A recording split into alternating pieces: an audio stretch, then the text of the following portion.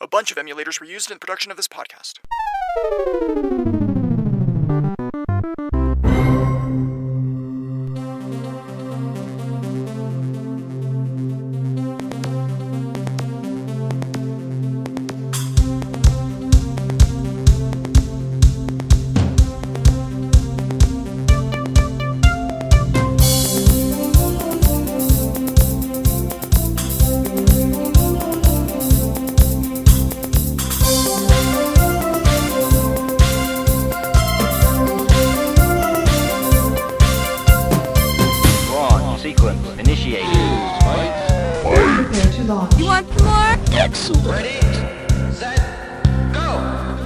Where did you learn to podcast? That good? That's awesome, sweetie. Thank you.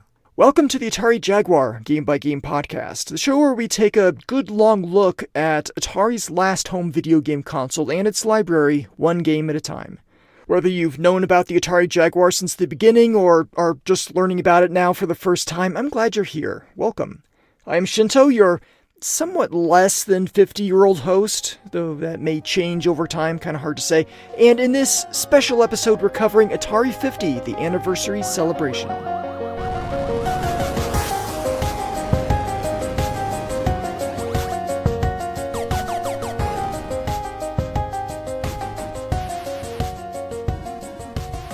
Atari 50, the anniversary celebration, hereafter known as Atari 50, is an 8GB Blu-ray disc or cartridge or digital download, a historical retrospective and game collection for 1 to 4 competitive, cooperative, or alternating players, developed by Digital Eclipse and published by Atari in November of 2022. It carries an ESRB rating of T for teen. Atari 50 was released for the Xbox One and Xbox Series whatever, the PlayStation 4 and 5, the Nintendo Switch, the Atari VCS, and Windows. But I'll be focusing on the Nintendo Switch version because that's what I have. Digital Eclipse is an American video game developer founded in 1992 by Andrew Iyer, Howard Fukuda, Hans Kim, and John Neal. Then and now it's based in Emeryville, California, which is roughly east of San Francisco between Berkeley and Oakland. Apple computers back in the days before anybody knew what an MP3 player was and when bag phones roamed the earth had announced its intention to move away from the Motorola 68000 series of processors and was developing its first PowerPC-based computers. They demonstrated what would eventually become the Power Macintosh 6100 in October of 1992. This was an entirely different architecture from the Motorola 68K processors, but by this point there was a lot of Macintosh software designed to run on the 68K, but not on PowerPC. So what do? Do you tell everybody, well, guess you're not running that software you like anymore? No, of course not. You instead turn to emulation. Emulation, especially in this case, software emulation, is a way to enable code written for one type of computer to run on another. Often this means translating instructions destined for the emulated machine into something that the host machine will understand. Usually, and somewhat predictably, there's a performance hit in the process. The Motorola 68000 emulator Apple computers included in its PowerPC operating system, this would have been System 7.1.2, I believe, was able to deliver about 70% the performance of its native hardware contemporaries. I'm just talking instruction decoding here, not like dynamic recompilation or anything fancy like that. Emulation of Motorola chips was on the minds of Hans Kim and John Neal, especially the earlier Motorola 6809 processor, which was an 8-bit CPU but with some 16-bit features thrown in for flavor. Hey, do you know what else used the 6809? The GCE Vectrex, some early computers, and some awesome arcade games like Star Wars, Gyruss, Defender, Joust, and Robotron 2084. You know what would be cool? They asked, nobody in particular. Playing Stargate on a Mac. Stargate's the Defender sequel, released by Williams in late 1981. There may have been an existing 6809 emulator for Macintosh computers. The source I'm using is a little ambiguous on this exact nuance, but there was assembly language development done by this team to bring about emulation of the processor and the game itself. They demonstrated their effort to WMS Industries in Chicago, looking to acquire a license to release this and other classic Williams arcade games. Larry DeMar and Eugene Jarvis were blown away by what they were seeing, and the licensing deal was on. Until it was off. WMS acquired Tradewest in 1994, creating Williams Entertainment out of it, and in the following reorganization, they tasked this division with releasing home ports of its arcade games. Tradewest co-founder Byron Cook helped run Williams Entertainment with his father, Leland, and they put the kibosh on this licensing deal with the nascent Digital Eclipse. These two companies argued back and forth. There may have been some, "we had a deal," hissed out through clenched teeth. I don't know, just speculating here. Cook the Younger offered a compromise, though.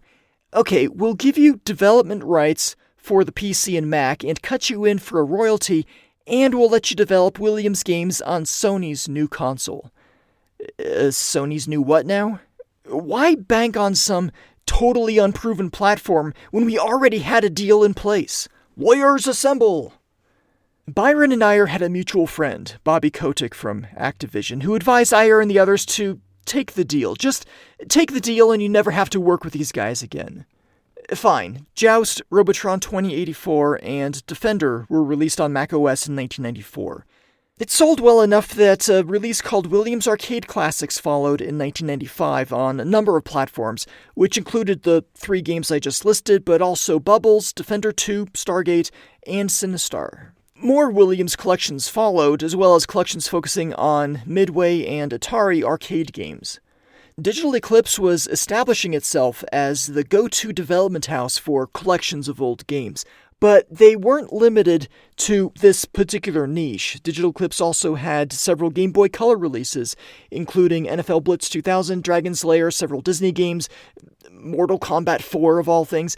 There weren't many companies developing titles for the Game Boy around this time. This would have been 1999, 2000, 2001.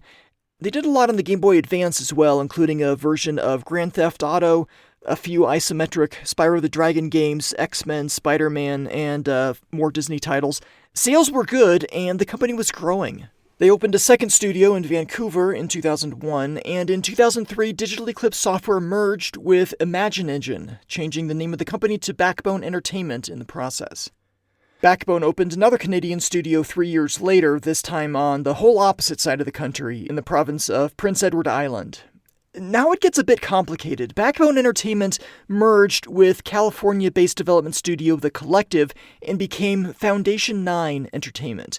That ceased to exist when it merged with Shiny Entertainment in 2007 and changed its name to Double Helix Games in 2008. But that's not important. Remember that studio in Eastern Canada? That studio, with several Digital Eclipse veterans, spun off from Foundation 9 or Backbone or whatever it was called at the time and became its own thing called Other Ocean Interactive. The Backbone Vancouver office shut down in 2009, and most of the original Emeryville studio staff was let go in 2012. But Other Ocean survived, and in 2015 they acquired the Digital Eclipse name and changed their focus to video game preservation under the watchful eye of company president Mike Mika. Here is some of what Digital Eclipse has been up to since its 2015 reincarnation. There's the Mega Man Legacy Collection, Disney Afternoon Collection, Street Fighter 30th Anniversary Collection, SNK 40th Anniversary Collection, Samurai Showdown Neo Geo Collection, the Blizzard Arcade Collection, Teenage Mutant Ninja Turtles Cowabunga Collection, and, wait for it, Atari 50 The Anniversary Celebration. They're not out for a quick buck, cashing in on nostalgia by throwing together a bunch of old games, but instead want to provide an in-depth experience with extra content that would really appeal to fans. They have a love and reverence for these games and really want to do them justice.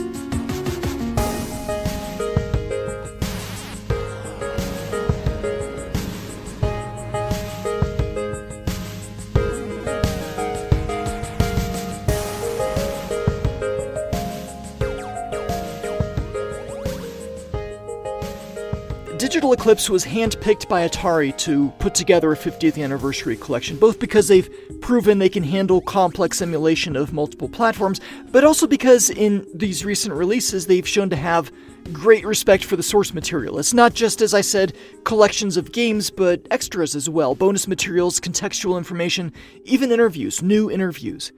Atari, of course, since its founding in 1972, has seen a tremendous amount of games grace its various platforms. Prior Atari collections have really focused on arcade and Atari 2600 titles. And there's just so much more out there that they could be including here with the odd handhelds, the 8-bit computers, the 5200, 7800 Lynx, and yes, even the Jaguar. You'll notice I didn't mention the Atari ST, and that's not due to an oversight or hate on the ST line, but rather timing. They did start on an ST emulator to include, but the licensing would have taken far too long to sort out. There could also be no arcade games that were released post-breakup during the Atari Games era, since these ended up with Midway and then WMS. Choosing what to include, what they can include, given licensing and ownership complications, that was one challenge. Another challenge was how to present everything. Even a recent Digital Eclipse release like the SNK 40th Anniversary Collection, you've got the games over here and the history over here. What if they put everything on a unified timeline? You've got the games, you've got the videos, you've got the trivia all in one place.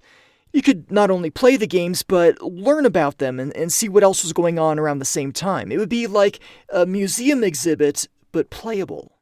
Where possible, the team at Digital Eclipse used the original sources for things like TV commercials, creating new transfers rather than scouring the internet, which contains its share of small and lossy videos. There are also new interviews as well, conducted just for this release, from people like Al Alcorn, David Crane, Todd Fry, Gary Kitchen, Jerry Jessup, Bill Raybach, and many others. Atari's current CEO even has an interview with its original CEO, which is pretty cool. Digital Eclipse wanted to build a narrative, the story of Atari, and nothing was off limits. Sometimes that required jumping the timeline a bit, not the strictest adherence to chronology, but telling chapters, essentially, which can overlap time-wise with other chapters.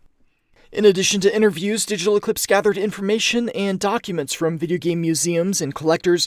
They worked on new and/or improved emulation, and even developed new games in the spirit of the old classics. That sounds like a lot of stuff. Will it be information overload? Is what's presented useful or enlightening? What's the game experience like? Which games are even included? How accurate is the emulation? How do they handle game manuals and difficulty switches and keypad overlays? Is the new stuff any good? I had so many questions, so let's go find some answers.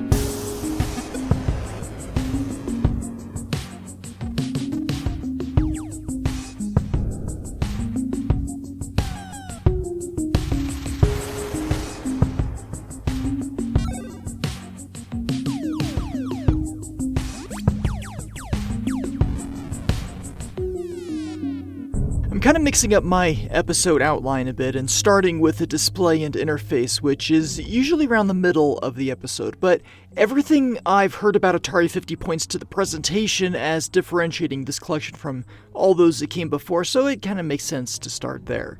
And just a reminder, since I have the Nintendo Switch version of Atari 50, any button assignments and stuff I mention will be applicable to that platform, and not necessarily any other. But maybe. When you boot up Atari 50, well, you get a few splash screens which are as flashy as they are fast. You see the Atari logo, a color cycling Fuji symbol over the name in all white, all of this with a kind of CRT scanline effect. The number 50 replaces it, both the 5 and 0 built out of 5 lines each, quickly drawn and cycling a bit of color before landing on gold as the size of the numbers decrease. Gold is, after all, the traditional 50th anniversary milestone, the golden jubilee, if you will. Next is a delightful Digital Eclipse logo, which toward the end of its 7.5 second duration devolves into static and white noise with s03 displayed in green text in the top right corner, just like you'd see on a TV from around, say, late 80s to mid-90s. TV or VCR, I guess.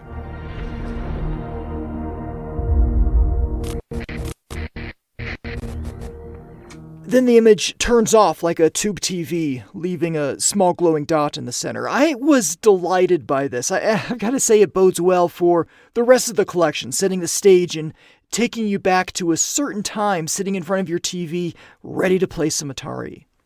And if that weren't enough, the title screen treats us to some classic Atari 2600 video game artwork. A piece called, I believe, Ada D or Atari, a Self-Portrait. Apparently this was the last painting Cliff Spawn made for Atari, and it was used in places like point-of-purchase displays, the Atari Hall of Fame scoreboard, kind of like a high-score dry erase whiteboard, as well as some Atari catalogs. A wizard cast his arms over a football player and race car on one side, a tank and fighter jet and biplanes on the other, breakout and backgammon and chess and soccer, and a cowboy, perhaps one might even say an outlaw, also featuring in. The box art for Atari's Outlaw was actually done by John Enright, not Cliff Spawn. So this is not necessarily the same Outlaw. Guess who busted out his copy of Art of Atari for this episode's research? Speaking of Art of Atari, this artwork in full can be seen on pages 68 to 69.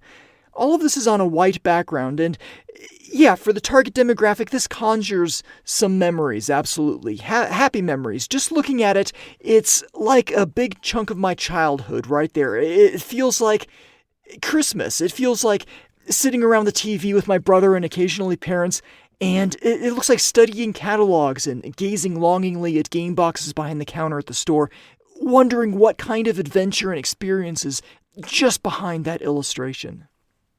A thick band of solid colors move and mix above the text. Press A to start. Don't mind if I do. Let's see what's in here.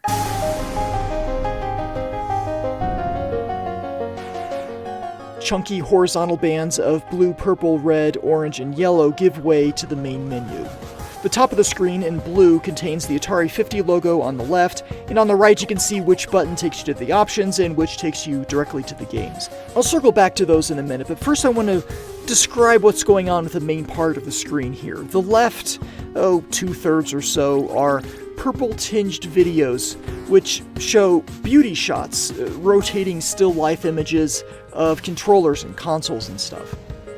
Fading to a black background in the right third of the screen are the, we'll call them chapters. You can think of them as chapters, or using a museum analogy, you can think of them as rooms or chambers or sections you encounter as you walk through the exhibit. However you want to think of them, there are 5. Arcade origins, birth of a console, highs and lows, the dawn of PCs, and the 1990s and beyond.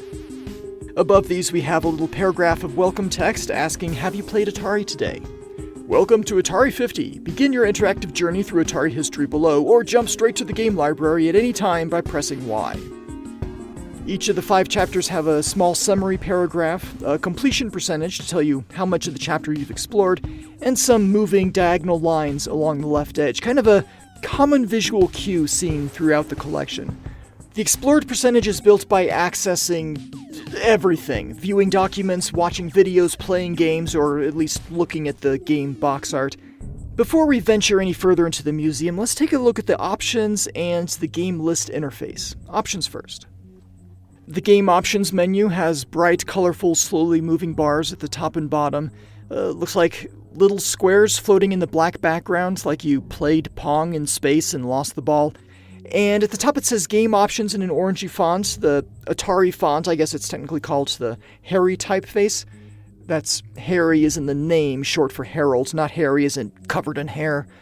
The options are credits, language, audio volume, menu music, vibration, and licenses. The credits contain the team from Digital Eclipse, including those behind the reimagined games. There's a list of all the interviewees, 18 by my count, some special thanks for various video game museums and associations, including Albert from Atari Age. There are credits for the various images, including flyers, brochures, schematics, and arcade cabinets.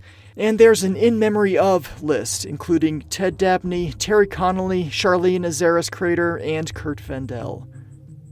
The current Atari staff is listed here too.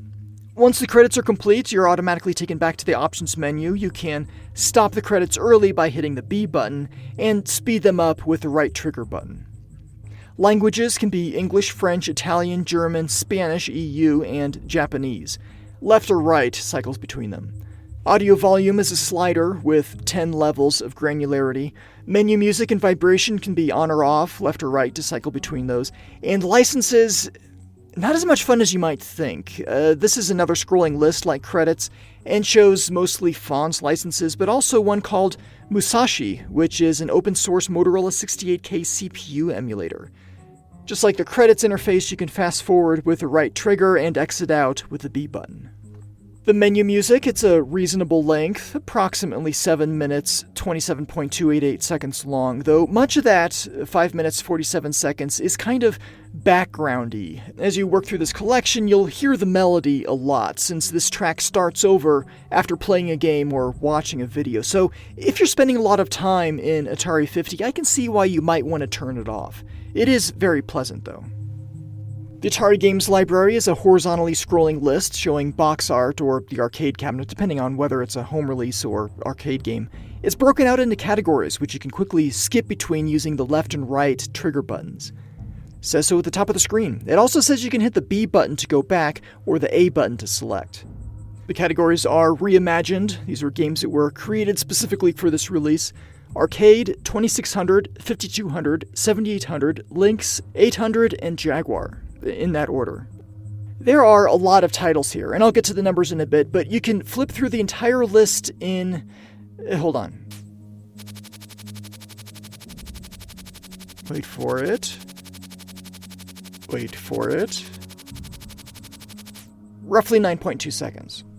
By default, the sort order is platform. You can also sort by title alphabetically, by recently played, and by year. It shows you the current sort order near the top left, and each sorting method uses a different color for the bar near the top, and for the border and label for the game itself. Platform is red, I already described those. Sort by title is yellow and goes from numbers through the letter Y.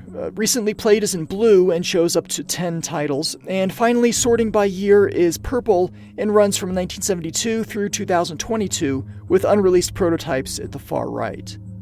Each picture, be it an arcade cabinet or box art, is larger when selected and appears with a title banner showing the name, the platform, release year, and maximum number of players using icons very similar to what you'd find next to an Atari Arcade Volcano button.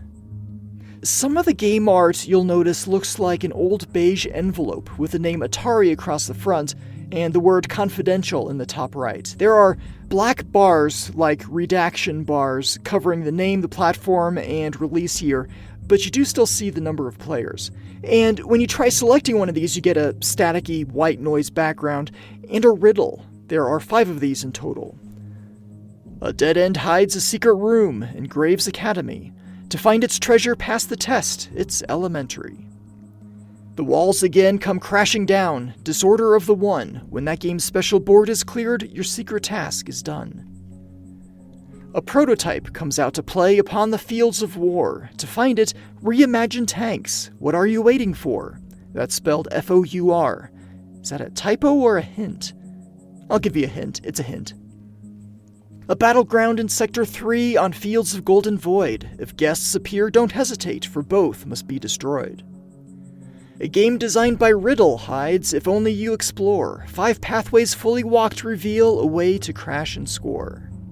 If you can figure out the riddle, you can technically unlock the game. The effect you see when you unlock a game may differ depending on the particular circumstance, but you'll know it when you see it. It's not subtle. Once unlocked, the mystery envelope thing is replaced by the box art of the game you just unlocked. Should I tell you what all of these are? I guess I can go ahead and tell you. But first, Bishop. Activate spoiler alert. Spoiler alert. Spoiler alert. If you wish to avoid spoilers, skip ahead 2 minutes 53 seconds on my mark. 3, 2, 1, mark. I'll go through these in the order of the hints I just read off. The first one I figured out pretty much immediately. Graves Academy. The original Haunted House takes place in Graves Manor, so this must be related to Haunted House, but it says Academy, not Manor. Probably reference to the reimagined game Haunted Houses, and it is. In the tutorial level, you walk past the elevator and over to the right, you'll find a barred up door labeled Test. You stand in front of the door for a few seconds, maybe lean into it, and you'll appear in a classroom. There will be a paper floating over the floor. Grab that, bring it up to the desk in the front of the room, and you unlock basic math for the 2600. The walls again come crashing down. Perhaps a reference to Breakout, Neo Breakout. There's a level in Neo Breakout level 6 which kind of glitches out as you play it. Once you complete this one, you unlock 2600 Breakout. Reimagine tanks, what are you waiting for? Quadra Tank, obviously, but where do you go inside of Quadra Tank? This one's trickier than the first two. You've got to play a capture the flag game on map 2. You need to be equipped with rockets, whether you pick them up in game or have them at the start is up to you, but there's an Atari logo in the middle. Shoot a rocket more or less all the way around the logo, and it'll play a little tune as it goes. I didn't capture the tune or even remember what it was, but once complete, the logo will change from Atari to Key Games, the Key Games logo post-1974. It's pretty darn clever, I think. Somebody really knows their stuff. I'll explain the significance of this a little later on. I had the hardest time figuring this one out. I found a guide on the internet on GameFAQs, but Tuxedo Alex's guide doesn't say you've got to do the capture the flag level. King Eric did, though. I guess that's why he's king. I'm afraid to admit how many times I tried to get the rocket to fly in a perfect circle around the logo, but on Capture the Flag, where it actually works, it doesn't have to be perfect. I got it on the second try, unlocking the 2600 prototype Combat 2. The next one, a battleground in Sector 3 on Fields of Golden Void. This is a reference to the asteroid-style stage in Vector Sector, third wave, where everything is a golden color. 2 Gravatar-looking enemies will appear, so destroy them, and you unlock Gravatar for the 2600. Not that I've accomplished this personally, but I've seen it done on YouTube. And finally, 5 pathways fully walked refers to each of the chapters in Atari 50. Get the Explorer percentage up to 100 on all of them, and you unlock a game. It's either Race or Indy 500. Same game, one is published by Sears and the other Atari. GameFAQs says Race 500 is what's unlocked. I haven't done this personally, I still have some pathway walking to do, but the game was programmed by Ed Riddle, and Crash and Score is a reference to game variations 5 through 8. End of spoilers. The remainder of this episode is spoiler-free and very easy to unlock. In the background of the interface, you'll see a whole bunch of floating blue squares. I didn't count how many, sorry. And every once in a while, a game sprite will appear and then blow apart. I've seen the Adventure Dragon, and separately the Adventure Chalice, Bentley Bear, a tank from Combat, an outlaw from Outlaw, a Pong Paddle and Ball, the ship from Asteroids, or Space War, I guess it could be. Some running guy from, I'm not sure, it looks almost, but not quite, like a character from Real Sports Baseball or soccer, maybe basketball. There's a ghost from Haunted House, an airplane from Canyon Bomber, probably, the letter A in a circle from Air-Sea Battle, I believe, and some kind of frog-looking thing. I really don't know what that is. I guess I'll be turning in my Atari nerd card on the way out of the clubhouse. Let's do some counting. There are 7 games under Reimagined, 25 games under Arcade, 40 games under 2600, including the 5 hidden ones, 5 games for the 5200, 7 games for the 7800, 5 games for the Lynx, 5 for the 800, and 9 games for the Jaguar. That looks like a total of 103 playable games included in Atari 50.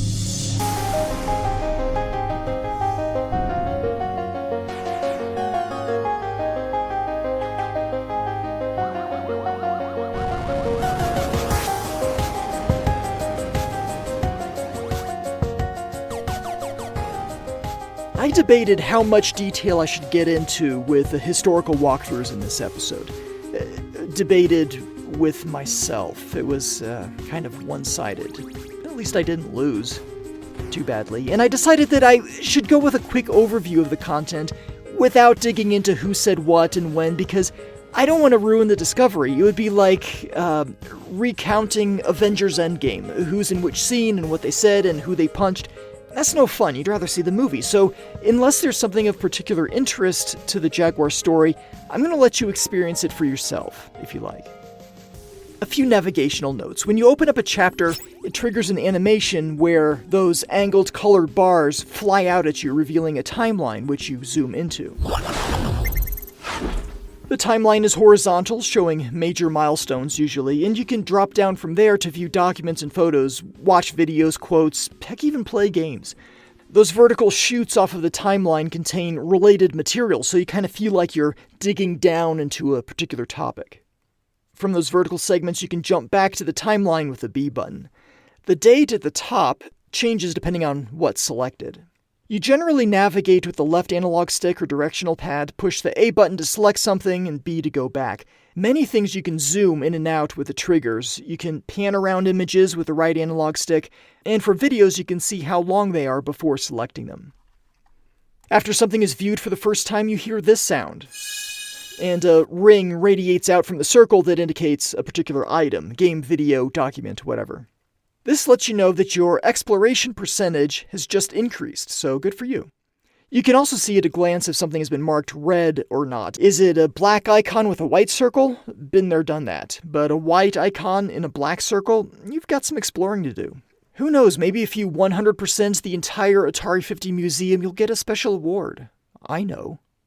And you do. At the far left of the timeline is an Atari Fuji symbol, and selecting this, especially when revisiting a chapter, opening the chapter back up, it'll take you back to around the point where you left off, or at least the last thing that you viewed. Selecting the arrow at the far right of the timeline will take you to the next chapter. You have additional controls when watching a video: A to play or pause, B to exit, rewind or fast forward with the left and right bumper buttons, respectively, skip to the end with the right bumper, and toggle captions with the Y button. There are new interviews as well as archival footage. The new stuff is very high quality with a little intro animation, title, 2 camera angles, and an animated background that doesn't distract from the person being interviewed. There are also what look like Zoom calls that were recorded and included as interviews. Some expletives are bleeped out. I'd say this is at a PG-13 level. Sometimes there are multiple images in a photo deck, and it'll tell you how many. You flip between them with the directional pad or left analog stick. Playable games give you the option to not only play them, but also view, zoom in, and rotate around the game box. That's for console games, and for arcade games, your controls are more limited. Just a single picture from a front 3/4 perspective, which you can zoom in a little bit. When you launch a game, when you're inside a game, there's an options menu which you can open by pushing, well, on the Switch it's the minus button. I don't know what it is elsewhere. Game options for emulated titles include screen mode. This lets you adjust the scale and aspect ratio between full, wide, and original. I recommend full since it uses up more of the screen but without stretching the image. Filter, usually either TV or off. This attempts to replicate the screen technology of the particular game, so TV mode would be like scan lines and some fuzz and maybe a bit of curve at the corners, or it could also just be shading. On vector games, you don't have a filter, you have a control called glow, which lets you adjust the amount of glow around the vectors. Border. This surrounds the emulated screen with a game or platform-specific border. For arcade games, this would be like cabinet art surrounding the screen, but also other things, sometimes lights and other bits which look like controls but may not be interactive. You see more border when screen mode is set to original. Dip switch settings. Dip switches are, well, little switches in a dual inline package, DIP. Arcade operators could use these to customize game behavior, like the number of starting lives, when bonus lives are awarded, whether or not sounds are enabled during attract mode, stuff like that. Atari 50 lets you change these on a per-game basis. Not all games have these, but many do. Sometimes these dip switch settings don't actually replicate something that you would find on an arcade cabinet, but let you adjust how the emulation works. So, for example, on the Pong arcade, you could add some color, change the paddle range beyond what the arcade game offered, and choose to include a wrap glitch. I couldn't really see a difference, though. Aside from the dip switch settings, many of these options, you set them in one game and they're applied to the others too. So set the vector glow level in Asteroids and see it in Black Widow. Turn off the border in Fire Truck, and it's also off in Combat. You get it. There are other in-game options as well, aside from the ability to reset it. You can load or save game states in some titles. You can view the arcade flyer or instruction manual, and you can view and change up the controls.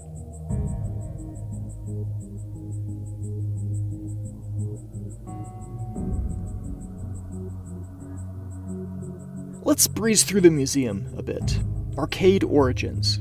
From its earliest days, Atari experimented with a variety of different takes on innovative leisure, arcade games, music visualization, even holograms. The glamour shots focus on the Atari logo used on the first Pong machines, the Player 1 controls, and then the instructions from arcade Pong, and a couple shots of a home Pong console. This chapter covers 1971 through 1984, and inside you'll find a lot of arcade flyers and all the collection's arcade games, in addition to a recreation of the Atari Touch Me handheld. You'll learn about Atari's pinball machines and the Cosmos hologram system, and an old vintage interview which seems to single-handedly credit Nolan Bushnell for all the things. Playable games in this chapter include the arcade game Pong, Breakout, Sprint 8, Fire Truck, Super Breakout, Lunar Lander, Asteroids, Missile Command, Asteroids Deluxe, Warlords, Centipede, Tempest, the unreleased game Maze Invaders, which would have been named Pudgekin had it actually gone into production, this thanks to a scanned document included here. See how these provide useful context? Space Duel, Gravitar, Millipede, Liberator, Quantum, the unreleased game Aka R, Black Widow, Food Fight, Crystal Castles, Major Havoc, Cloak and Dagger, and iRobot. There is also reimagined titles Neo Breakout and Vector Sector. Next chapter is Birth of the Console. In 1977, Atari released the video computer system, changing the way we interacted with our TV sets and skyrocketing to massive success. The looping video shows 4 different views of a 4-switch Woody console, including the whole thing, focusing on the ridges, focusing on the logo, and the console and CX40 joystick in front of a CRT TV playing Yar's Revenge. The joystick in this one is oddly lacking a cable. The video also shows a pair of paddle controllers. So this chapter is all about the Atari 2600, obviously, covering 1977 through 1982, and it includes the 2600 games Combat, Air-Sea Battle, Surround, Outlaw, Canyon Bomber, 3D Tic-Tac-Toe, Hunt and Score, Codebreaker, Brain Games, Adventure, Dodge 'em, Missile Command, Warlords, Asteroids, Super Breakout, Haunted House, and Yar's Revenge. Reimagined titles include Haunted Houses and Yar's Revenge Enhanced. When you're in these games, when you're playing them, push the right thumbstick to pop up a handy little control bar. It shows you how to select the game variation, toggle the TV mode between color and black and white, and move the left and right difficulty switches. All of these pop up in white text below the bar telling you what you're looking at, what you just did. The game variations show the number and a brief description. The difficulty switches, they sadly don't use the letters A and B, but they do describe the effect applied by that change.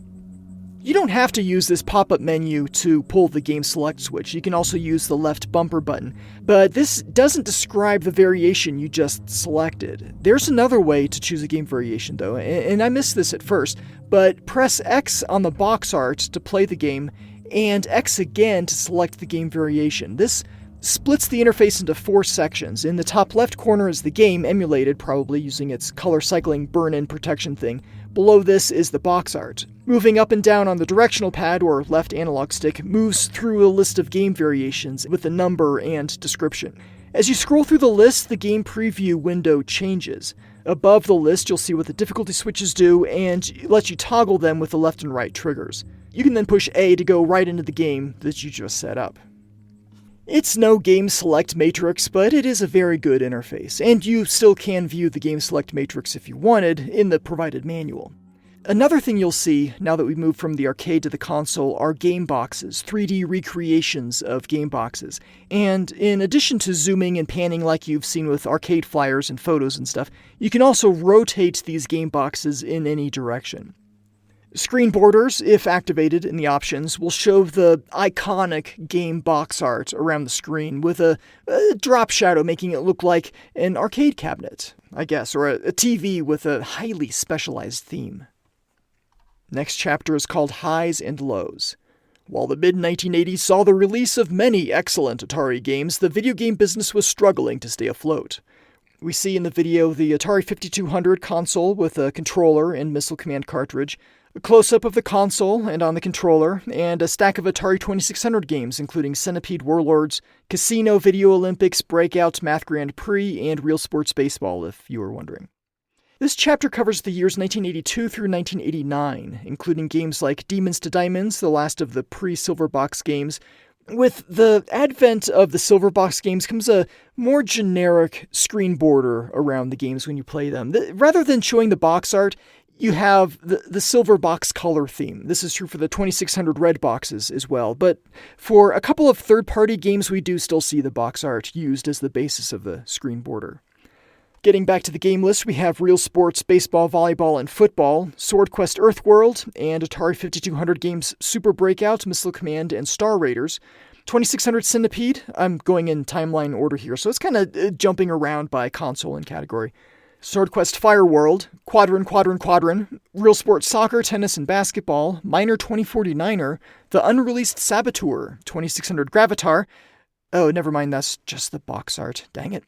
Sword Quest Water World, the recently developed Sword Quest Air World, Millipede on the 2600 and 5200, actually released on the former but not the latter. Crystal Castles, Bounty Bob Strikes Back on the 5200, the 7800 games Asteroids and Centipede, Atari 2600 Solaris, Boxing, and Secret Quest, and Dark Chambers on both 7800 and 2600. If you've had enough of consoles for a while, let's check out the dawn of PCs. For many, the word Atari meant not just games, but their first home computer, even if its main use was to play games. We see a close-up of the Atari 800 and the whole glory of the Atari 1200 XL, a close-up of the 1200 XL, and the Atari 800 with an oversized Star Raiders box. Those boxes were quite gigantic relative to the cartridges they contained. The manuals are usually pretty big too, though. Anyway, this chapter covers 1979 through 1992 and focuses quite predictably on Atari computers, including the 8-bit line from the 400 through the XEGS, touching a little on the IBM-compatible PCs in the portfolio, and spending a little time with the ST and Falcon. Very little. We only see a flyer that covers the unreleased 130 ST and the actually released 520 ST. Nothing about the Mega, hard drives, printers, TT, transputer, any of that. As far as the games go, there are a few. Star Raiders again, it's the 5200 version, but the 400-800 box. Caverns of Mars, Minor 2049er, and Bounty Bob Strikes Back, and Food Fight for the XEGS. But at the far end of the timeline, in 2007, is the homebrew game Yoomp. I love Yoomp. More on that later. But for now, we'll move on to the raison d'etre for the Atari Jaguar Game by Game podcast, the 1990s and beyond. When the game industry made a comeback, Atari was there, with new games for the 2600 as well as the powerful new Lynx and Jaguar consoles. We see in the video a Jaguar console with the Tempest 2000 cartridge inserted and the 3-button gamepad in front of it, black buttons on the gamepad, a view of both the Jaguar and Lynx, a close-up of the Lynx display, and a close-up of the front of the Jaguar. The Lynx is a revision of the Model 1, the one with the minimal directional pad, and the paint is chipped quite badly. That's kind of disappointing because everything else we see in these videos is pristine. I would have been happy to let them borrow my Model 1 Lynx, which I had touched up to take care of the chipping. It probably would have looked just fine here. This chapter covers 4 different Atari video game systems between the years 1989 and 1996, including the 2600, 7800, Lynx, and Jaguar. There are quite a few ads in this chapter, and modern stuff, of course, at the far end, including a picture of the 2021 VCS and mention of the Recharged series. It touches on the JaguarCD and the Jaguar VR and the Jaguar storefront set up by Run PC in Longmont, Colorado. There are also videos about 2600 Homebrew, one about Ready Player One, and a video with Nolan Bushnell in a conversation with Atari's current CEO, Wade Rosen. For games, there are the 7800 titles Ninja Golf, Basket Brawl, and Scrapyard Dog. There's Fatal Run for both the 2600 and 7800. Lynx Games Turbo Sub and Basket Brawl. Jaguar Games Cybermorph, Trevor McFerrin The Crescent Galaxy, and Evolution Dino Dudes. Back to the Lynx for Malibu Bikini Volleyball. Jaguar Games Tempest 2000 and Club Drive. The final Lynx game Super Asteroids and Missile Command. And finally, the Jaguar Games Ruiner Pinball, Missile Command 3D, Atari Karts, and Fight for Life. Ooh yeah.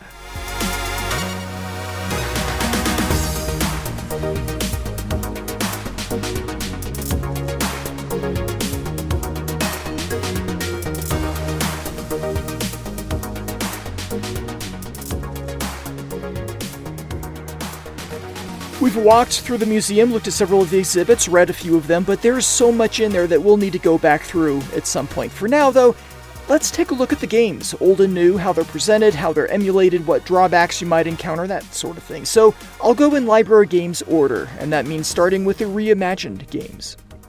I could spend a lot of time going over these reimagined games because each one feels like a fully fleshed out title, something you'd find for $5 to $10 on Steam, but rather than fully dig into the nuance, I'm going to give you an overview and impressions of each one, though some of them do have quite a few notes, especially Haunted Houses. We'll start there.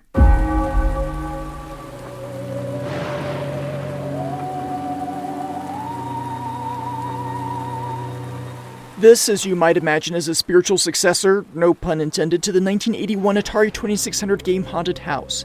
You control a floating pair of eyeballs through 4 different houses to collect the 3 pieces of an urn and get out safely. It shares a lot with its predecessor, and it feels like a haunted house game. You carry a torch, and you can only see items when lit. Stairs will lead from one floor to the next. There's a skeleton key that'll open any locked door, and an item that'll protect you from ghosts. And other things, bats and tarantulas. You can only carry one item at a time, which I think is still pretty good for a pair of floating eyeballs. How do they carry anything? I don't know. Rather than the blocky, symmetrical mansion in the original, the reimagined version gives you a 3D environment with decorations and a lot more variety, including outside areas you can access. It's still blocky, though, but by design, I would think. It has a very voxel look to it. There are 4 buildings in the game, 3 dwellings and a school, Graves Academy, which is a small yet mandatory tutorial level. Here you're given hints on how to play the game, lots of hints, and the thing giving the hints is the very urn you're there to reassemble and retrieve. It can talk, and its name is... Ernie. Yeah. The other buildings include Creepy Cabin, the address number is 2600, Terror Tower, which has the address 5200, and Madness Mansion, bearing the address 7800. Each of these is locked until you complete the preceding house. You have the ability to run in the game, though this is not something you're going to want to do if a ghost is nearby. When you see dark clouds billowing around the edge of the screen, a ghost is close, and if you run, you're toast. Your score is presented as a bounty, a dollar amount. You get money for collecting the urn, $100. You lose $100 for dying. You lose $15 when attacked by tarantulas or bats. You lose $10 whenever you light your torch, or beamer, more on that in a bit. And you earn $2 for each second left on the timer. Yeah, there's a timer. You're allocated 6 minutes in Ghost Hunter mode and a mere 2 minutes in Ghost Rush mode. I don't really understand this. Sure, there's extra challenge in Ghost Rush mode, but no extra gain. It's still $2 per second. I'd like some extra reward for my extra effort. Thank you very much. When you complete a level, your score is tallied, and you're awarded a letter grade, A, B, C, D, and F. So the game mode, which includes either Ghost Hunter or Ghost Rush, that's one of the 2 difficulty controls in the game. The other is called Ghost Level, which is either Spooky Spectre for the easier one and Dark Spirit for the harder. And they are aggressive in Dark Spirit, not happy with you at all. You can view the game from one of 2 angles. The default one shows you more distance out in front, but the other is more of an overhead view that gives you a better glimpse of your surroundings and can be seen as more comparable to the 2600 original. You can also rotate the camera around using the right thumbstick. You can equip your floating eyeballs with one of 3 device options. There's the standard torch, which is called the fire starter device. There's something called the green beamer, which is not a car. It lets you see objects through walls and furniture. And finally, once you unlock it, the shadow caster will promptly banish a nearby ghost. All of these have a time limit, only staying active for so long. 60 seconds for the torch, 40 seconds for the green beamer, and a mere 30 seconds for the shadow caster. But the torch also has the capability of banishing a nearby ghost. Just hold the button down for about 2 seconds.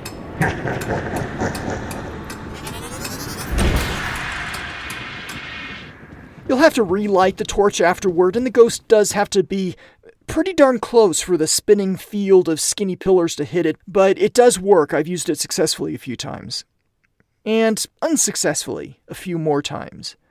Quite a few. Before starting a game in any level but Graves Academy, you have the option of turning on the lights. This is a lot like level 1 in the original game where the lights are all on, but you still need a device to be active in order to see objects in the room. However, it's common knowledge haunted houses in general have sketchy power availability, so even if you start the game with the lights on, they may turn off by themselves after a while. And if you encounter a ghost, they'll turn off right away. It doesn't cost anything or hurt to start with the lights on, it's all about ambiance. In the Creepy Cabin, at least, there's a circuit breaker in the basement that you can use to turn the lights on or off. As you navigate the haunted houses, you'll find decorations. Furniture, wall art, electronics, all kinds of things. Some of these react to your presence, like radios. Which, that sounds familiar, doesn't it? Like something Maybe playing backwards? Let's flip it around. Ah, nice. Hey, look, here's a piano. Want a good jump scare? Hang around the piano a bit. In Creepy Cabin, you'll find lots of Atari decorations. Doesn't sound creepy, sounds pretty awesome. You'll come across things like the distinctive Space Invaders from the 2600 game Space Invaders, the Coteal from Yar's Revenge standing next to a corresponding neutral zone rug. I'd like to have a rug like that. I'd be invincible when I stand on it. There's also a dragon from Adventure, stuff like that. There's a bathroom, basement, attic, even a small arcade room. Outside you can venture into a mausoleum or a freshly dug grave. Oh, and in addition to the objects I've already mentioned, you'll also find these little white ghostly squares floating around. Picking these up will gain you 10 seconds each, and they make this sound. Are you ready? Check this out. This is such a great surprise. Digital Eclipse couldn't put, actual Space Invaders or Pac-Man in this collection due to licensing issues, but they were able to sneak in some sights and sounds. I love it. Pick up 10 of these dots and you earn an extra life. Oh, and did I mention haunted houses can support 2 players in a split screen? I did not. You enter the house together, and you can stick together balancing devices and effectively doubling your inventory, or you can Scooby-Doo the thing and split up and look for clues. I am really impressed with this one. I found it delightful with all the Atari references, and it's a fun update of the original. I played Haunted Houses with my son, and I expect we'll break this out again around Halloween. Always on the lookout for good, fun Halloween games.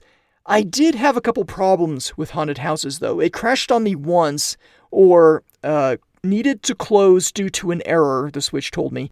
But that was just once and I wasn't able to reproduce it. The bigger annoyance is that the tarantula ignores the global vibration setting in Atari 50. It'll always buzz the tiny vibration motor in the Switch Joy-Con, and that's just irritating. Vibration adds nothing to this game in my opinion, so when I turn it off, I'd like for it to, be off.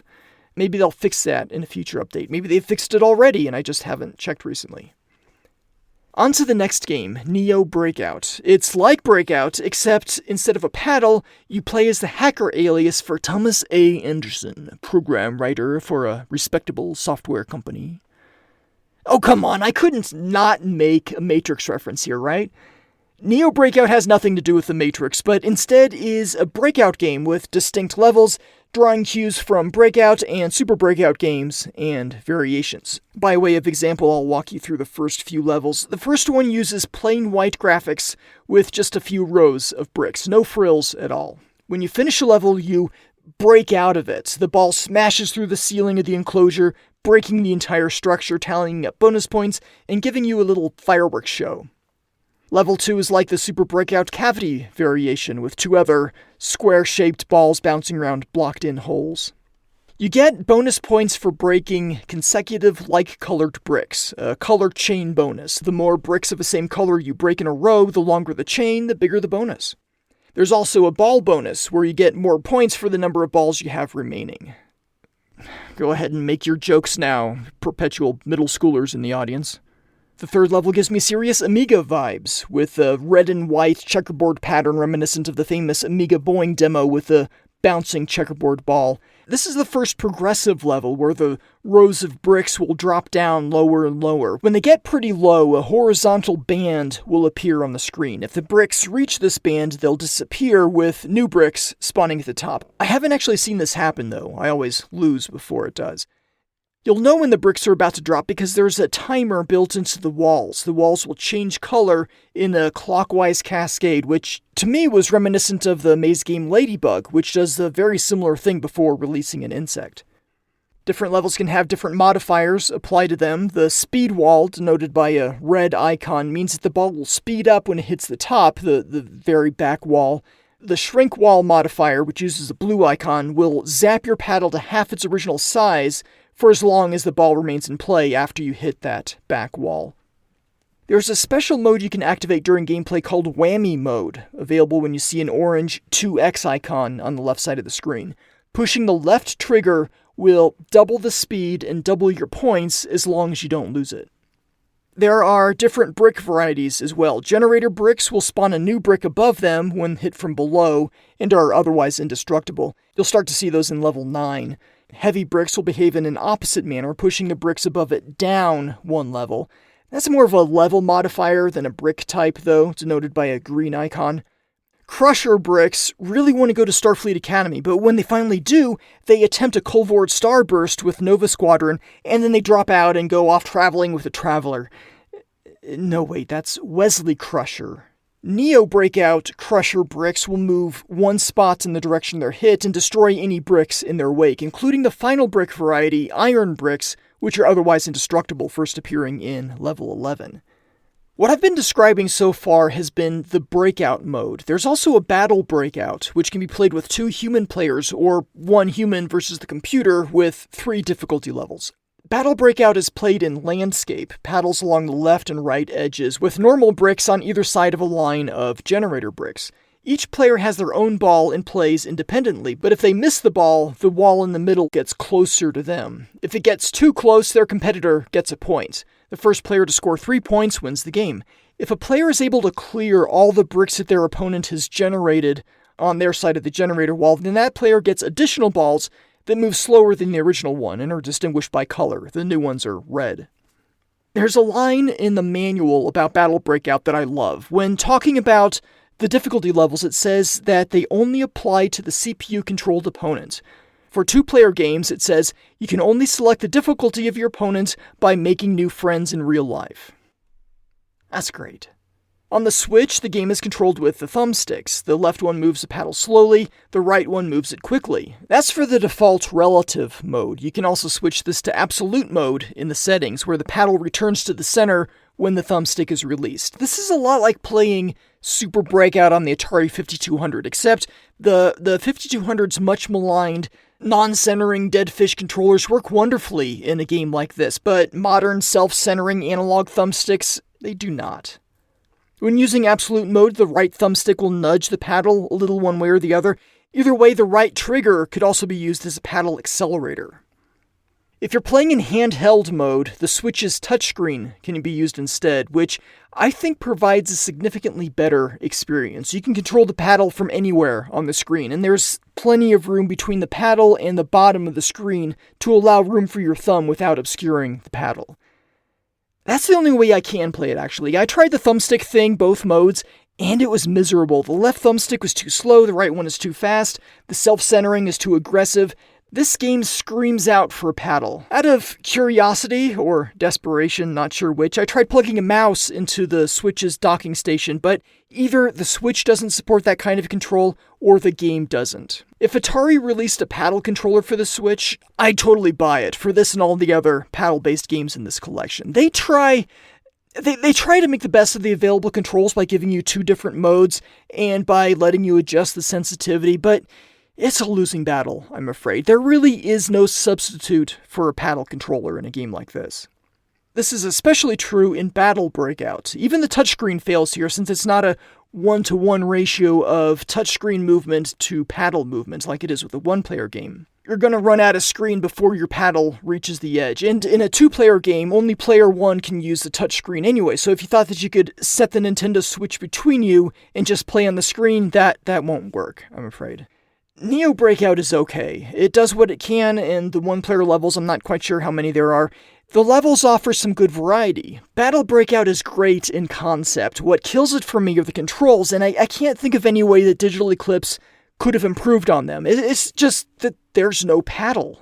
Digital Eclipse does have a few designs up on Thingiverse for a 3D printed paddle adapter that fits the Switch Joy-Cons or the Xbox controller. The problem is, at least on the Switch, you have to hack your Joy-Cons a bit to remove the dead zone, which I'm not interested in doing. I'll put a link to those designs in the show notes, though, if you're up for it. Let me know how it goes. Quadratank is the next game on the list, and in this one you add tank treads to old Macintosh Quadra 800 computers, and then shoot floppy disks at each other. Bishop? Do you think I should stop opening these descriptions with dumb jokes? You are how you open. Pretty sure that's not a saying, but I'll stop with the jokes. Quadratank is a lot like the Tank series of arcade games by Atari. Well, kind of Atari. They were technically released by Key Games, which Atari created as a competitor to get around some outdated distributor exclusivity agreements. There were, I believe, 5 tank games released by Key. 4 of them were 2-player, and 1 of them was 8-player. Quadra Tanks, as the name might suggest, supports 4 players. It's an overhead tank combat game with several variations. You can have both human and computer-controlled opponents in nearly any combination. Get ready. The gist is that you drive around a screen with barriers and stuff trying to shoot other tanks. The screen is littered with wooden crates. You can blow these open to potentially reveal power-ups. Many of the crates are empty, but many are not. There are 4 varieties of power-ups which enhance your tank in a few different ways, up to a fixed limit. These are Speed. Make tank go faster. Shot. Increases your firepower. Range. This increases the distance your projectiles or whatever will travel. You can gather up to 4 of each of these to totally max out your tank. Another item called Health repairs your tank. Maybe not a full repair, but some. When a tank is destroyed, all the power-ups it collected will be strewn about for other tanks to collect, so yay recycling. There are a bunch of different game options, where bunch is equivalent to 9 different game options. First, map. There are 3 times 2 maps in the game. Map 1 is green with yellow barriers, map 2 is brown with green barriers, and map 3 is blue with light blue barriers. This is true for the combat game mode. There's also a flag capture game mode where map 1 adds blue pools of water. Tanks can drive through the water but slowly, and they can't shoot while submerged. Map 2 in flag capture is wide but not tall, with a large open area in the center, and flag capture map 3 is gigantic. The screen scrolls in any direction, trying its best to zoom in on each of the active human players, but you can go for a split-screen view instead, where each tank gets its own part of the screen. Well, in flag capture mode, you don't have a choice. It's split-screen or nothing. You can set the number of players. Humans opt to join in before the game is configured, and then you can add in any number of computer-controlled opponents from the configuration menu. You can have any number you want, as long as the number of humans plus robots doesn't exceed 4. It's Quadra Tanks. That's the law. You can choose between normal terrain and driving on ice. On ice, not only does your tank slide around when driving, but it's also affected by recoil when you fire. This really mixes things up. You can choose sides and play on teams, either 2-on-1 or 2-on-2 if there are computers in the mix. With 4 humans, 3-on-1 is possible, though I've got to feel sorry for that 1. Unless that 1 is awesome. There are multiple starting weapons options, but the default is for the tanks to shoot a normal projectile but pick up rockets, lasers, and bounce or ricochet shots. The bounce shots, not only do they bounce off of things, but they can hit something, multiple things, and keep on going up to a maximum range. Rockets are guided. You can steer the rocket after firing it, and it causes splash damage, so if you hit a wall next to a tank, you'll end up damaging that tank some as well. If you're good, or really, really bad, you can hit yourself with your own rocket, but you can't hurt yourself with your own rocket, not directly at least. But you are not immune to splash damage from your own rockets, so watch out. Lasers look cool because they're lasers, and they do a good bit of damage nearby. You can hold the button down to continue firing, even sweep the laser around in an arc, but they are prone to overheating. Use a laser too much and it'll overheat, making you wait until it cools back down. There's a little gauge above the tank letting you know how close you are to overheating, and once you do, how close you are to being able to zap stuff again. You can choose to start a game with rockets and lasers off the bat, where all tanks are equipped with rockets and lasers, and you can switch between them at any time. You can also limit tanks to just the regular shot and limit everyone to ricochet shots. You can set a time limit, either 5, 10, 15, or 30 minutes, or infinite. The game will end when the time is elapsed, with the tank with the highest score winning.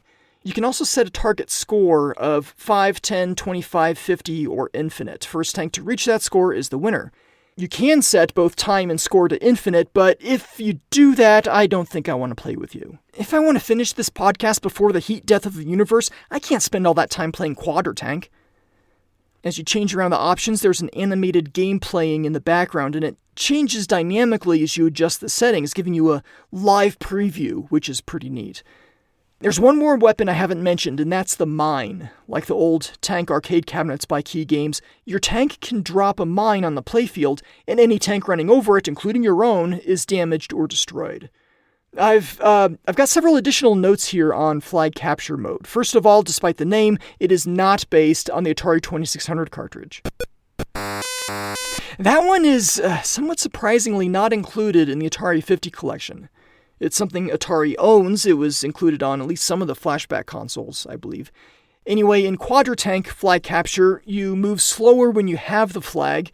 Any flag left unaccompanied for 10 seconds is automatically returned. You can shoot the flag out in front of you and then catch up to it a bit faster. That's a pro tip right there for you. I was able to launch a flag into a wall such that I was unable to collect it again. That's not really a big deal though, since it did auto-return after 10 seconds. There are automatic turrets at each end of the playfield, color-coded to belong to one team or the other, red or blue. You can destroy these enemy turrets, or your own for that matter, and if you hang out right next to a destroyed turret for a few seconds, you can build a new one in your team's color. So, given enough time, you can effectively turn your opponent's own turrets against them. Graphics in the game are kind of cartoony, and your tank leaves tread marks that fade fairly quickly, but give a good, quick indication of recent movement. Controls are, there are 3 different control schemes you can switch between on the fly. Control Scheme A gives you tank controls like the arcade original. Each thumbstick handles forward or backward movement of an individual tank tread. Control Scheme B is very much like Atari 2600 combat, left and right to turn in that direction, forward or backward to, Control Scheme C reminds me of first-person shooters. You move with the left thumbstick and you turn with the right. This is the one I like to use in Quadratank, but when you start a new game, it always defaults to Scheme A. When you press the button that cycles between the control schemes, a little gamepad icon will be displayed briefly above your tank, which shows the letter and highlighted thumbsticks in use for that scheme. Quadratank is fun, or at least it became fun once I figured out a control scheme I liked. I haven't played it with more than one other human, but I imagine it's a blast with 4. Put everybody on ice, load them up with rockets and lasers, and have at it. The next reimagined game is Sword Quest Air World, the 4th and final game in the famous, or more likely infamous, Sword Quest series. It sure plays like a Sword Quest game on the 2600. Or maybe Sword Quest meets Flappy Bird. I'll get to that in a second. Air World consists of 64 interconnected rooms and 64 magical objects. Each room contains a hexagram design on the floor, and the manual lists out all of the hexagrams. This concept is similar to what Todd Fry envisioned for Air World, which is based around the Chinese divination text called Yi Jing.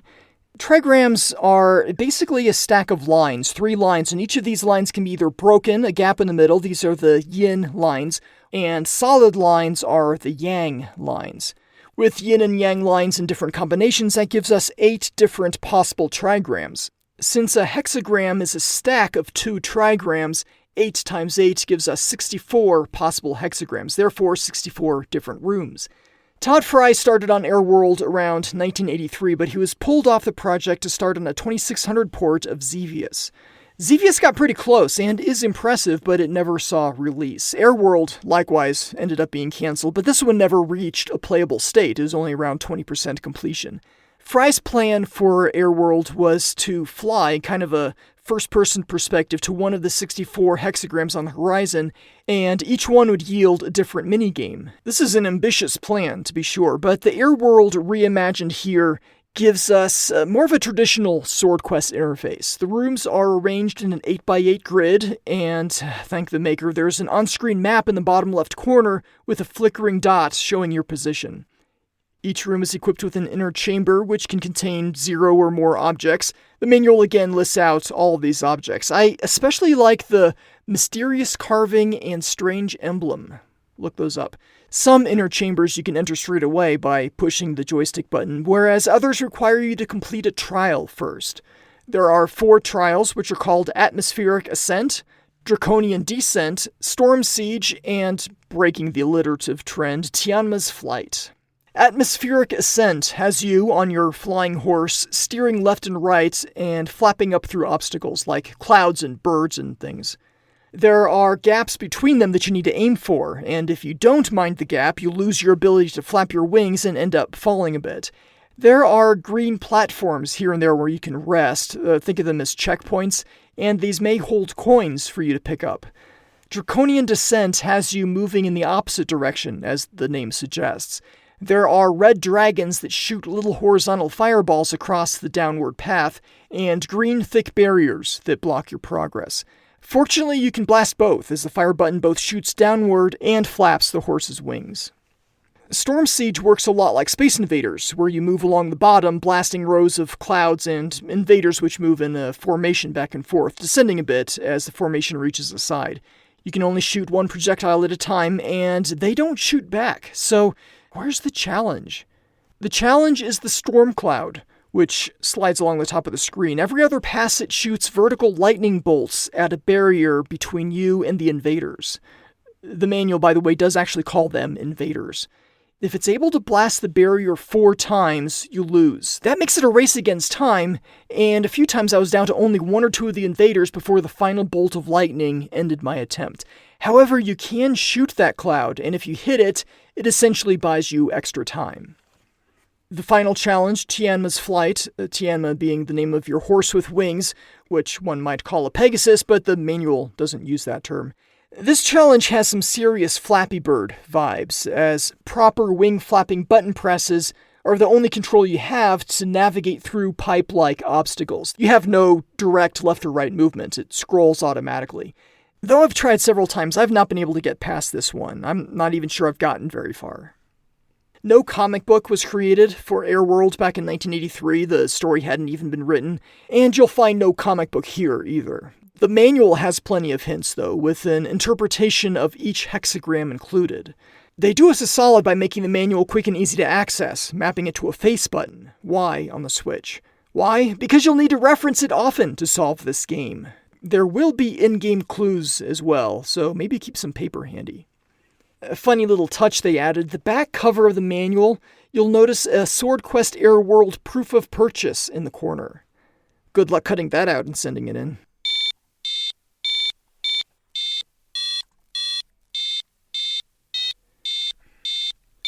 Digital Eclipse built a virtual TouchMe LED handheld game. TouchMe was originally an arcade game released in 1974, a short thing about a meter tall with 4 large buttons, each with lights around it. A machine plays sounds and lights up the lights in a certain sequence, and you have to match it by pushing the correct buttons in the correct order. The sequence gets longer and longer if you're able to keep up. It's a memory thing. Make 3 mistakes and it's game over. The TouchMe machine wasn't a big success, but it caught the eye of Ralph Baer in 1976, who saw potential in the concept. Working with Howard Morrison, they added color, improved sound effects and portability, and created Simon, released by Milton Bradley in 1978. Simon was an immediate hit, so Atari took their TouchMe arcade machine, added little colored buttons and better sounds, shrank it down to the size of a pocket calculator, and released the TouchMe device represented here in Atari 50. The actual TouchMe handheld had 3 game variations, but the digital version has only 1. Those other 2, though, you're not missing anything, really. On the Nintendo Switch, you can detach the Joy-Cons, rotate the screen 90 degrees, and play it that way, which is pretty cool. Except I had real trouble with accuracy.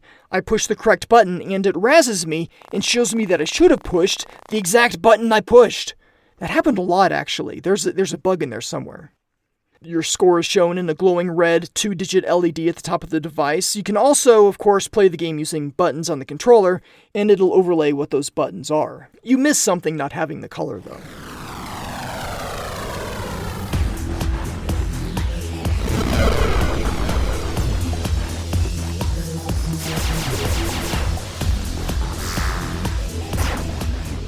If I had some extra money laying around and Pat Sajak's phone number, I'd call him up and buy a vowel, or 4, because the next game, Vector Sector, is spelled VCTRSCTR, all caps. Is the game at least better than its title? Yes. This is essentially a modern color vector game consisting of 4 distinct stages. 3 of these stages are very closely modeled after various Atari arcade vector games, and one of them is a little different. All of them are rendered as if they were drawn on a vector monitor, complete with some glowing and a little bit of jitter. Before you can play Vector Sector, you'll have to demonstrate that you can play Vector Sector. You move a red triangular ship around the screen with the left thumbstick, and you fire in all directions with the right thumbstick, and activate your shield with the trigger. If you do all of these successfully, and you do them long enough, you are free to get ready. And get into the tunes.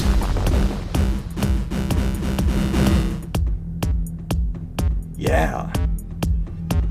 The first stage is incredibly similar to Asteroids. You blast all the space rocks to vectory dust, maybe destroy a UFO, and you smoothly transition to a stage that's quite similar to Lunar Lander. You adjust the thrust and angle of your ship to gently ease it down on a platform that's carved into the randomly mountainous surface. There are multiple platforms you can choose from, and some of them have bigger score multipliers than others, 2x, 3x, 4x, even 5x. You have a limited amount of fuel in which to perform this landing, and the score is based off of judicious fuel consumption. As you approach the platform, helpful color-coded pillars of landing lights appear to guide you onto the landing pad. Is your angle good? Your speed? These lines will tell you. This is an easier, faster-paced take on the Lunar Lander concept, but the confusing thing is that once you land safely, yay you, your ship immediately blasts off again in the transition to the third stage. That mountainous range becomes a backdrop towards which your ship, now in 3 dimensions, is zooming over a wide, flat plain littered with little cubes and pyramids. Kinda like Battlezone, but busier and faster. You're cruising over a road, reddish in contrast to the green of everything else. There's an indie game developer called Vector Hat. He does a lot of neo-retro stuff on multiple platforms, whatever supports Unity, I guess. He's got a game called Byte Driver, B-Y-T-E, and this is what this third stage in Vector Sector reminds me of. Same perspective, also done in vectors, mountains off in the distance. In Vector Sector, though, the road is sometimes blocked with colored cubes that you can either shoot or dodge. I usually go with dodge.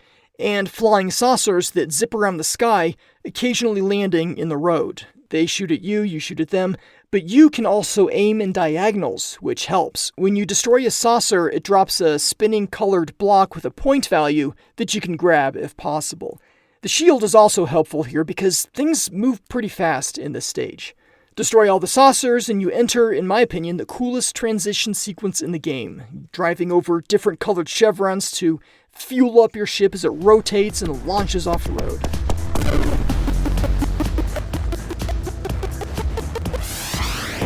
You move into something that looks a whole lot like Tempest, your ship on the edge of a rim with red flippers emerging from the bottom of the cylinder and climbing up towards you.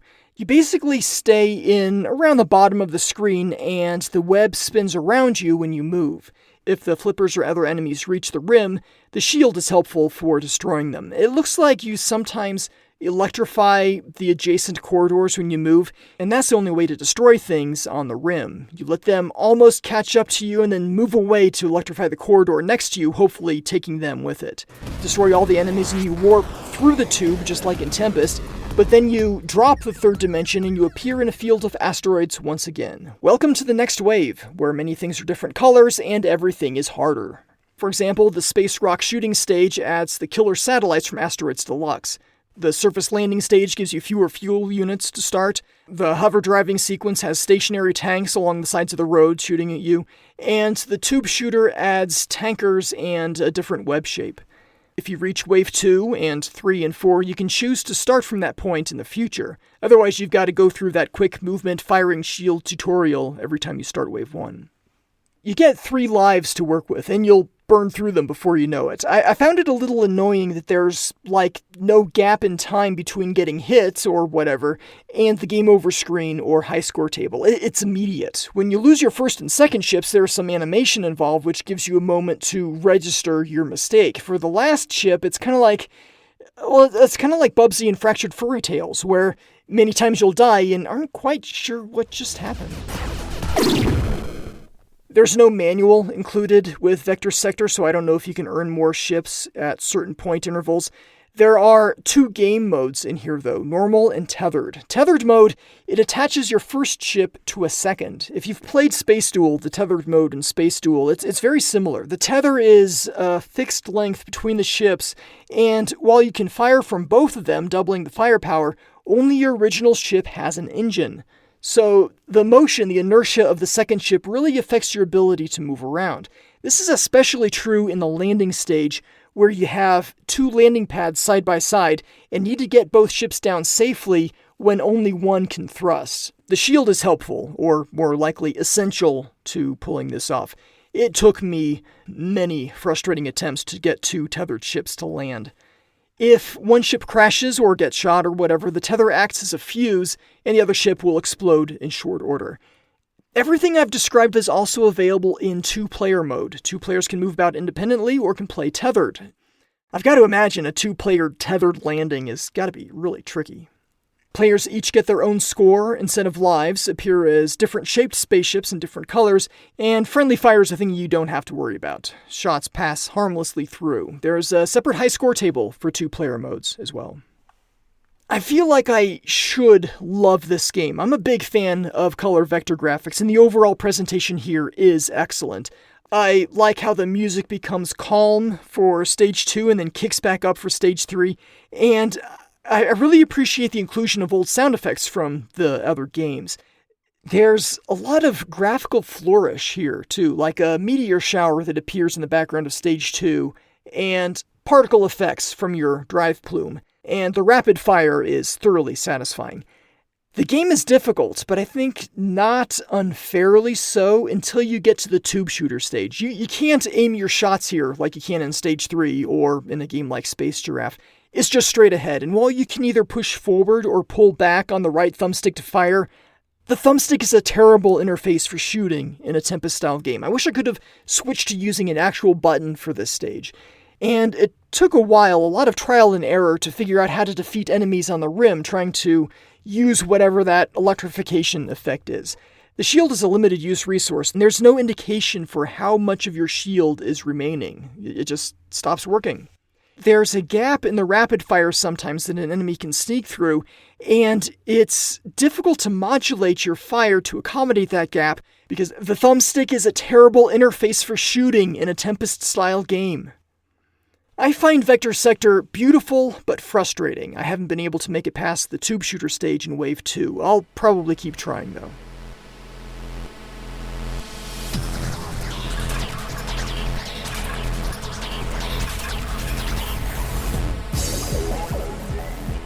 The last of the reimagined games is called Jaguar's Revenge Enhanced. This one differs from most of the others in that, at its core, it's using the same source code as the original Jaguar's Revenge. It feels like the same game because under its shiny exterior, it is.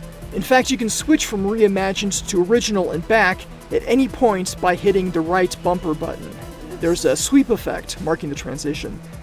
The shiny exterior I mentioned has a star field in the background with some movement as well, a few layers of star-like specks. Everything is glowy. There's what looks like a dome around the coateel, the neutral zone is kind of curved and distorted as you pass through it, and the missile is more than just a little hyphen. Oh, and there's music.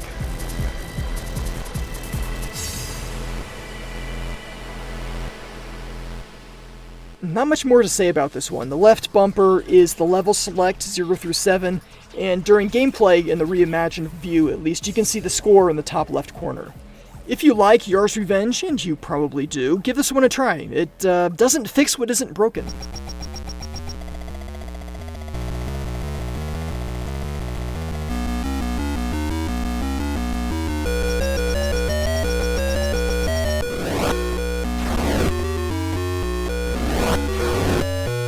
Alright, let's go through the arcade games in the Atari 50 collection. I'm not going to go into nearly as much detail as I did in the previous section. I just want to give my general impression of how the game plays here.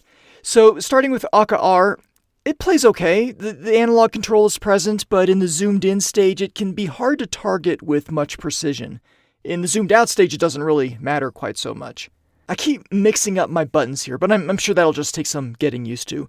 I have an Arcade 1-Up Centipede Legacy cabinet, which includes Jaguar, and it does play much better with the trackball.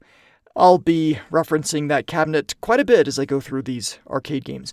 Asteroids is excellent. It looks and plays great. The one thing that might take some adjustment, especially if you're just playing Vector Sector, is that the right trigger is the thrust button. In Vector Sector, of course, that activates the shield. You can remap these controls if you want, but this is the default here and elsewhere. Elsewhere, like in Asteroids Deluxe, this is also a great experience here on Atari 50. Now, for these emulated arcade machines, you've got the option to turn the border on or off. The default is on, where you see a reasonably authentic looking border like you're looking at the arcade cabinet, and you see stuff printed on the left and right side flanking the monitor. But on the actual Asteroids Deluxe cabinet, the monitor shield has translucent graphics printed on it, so you're looking through that to see the vectors underneath, giving it some depth and visual flair. In Atari 50, the border is this overlay effect. You can turn off the border for a completely black screen. Speaking of black, Black Widow is next, and this is pure twin-stick color vector gaming bliss, if you like a side of brutal difficulty with your bliss.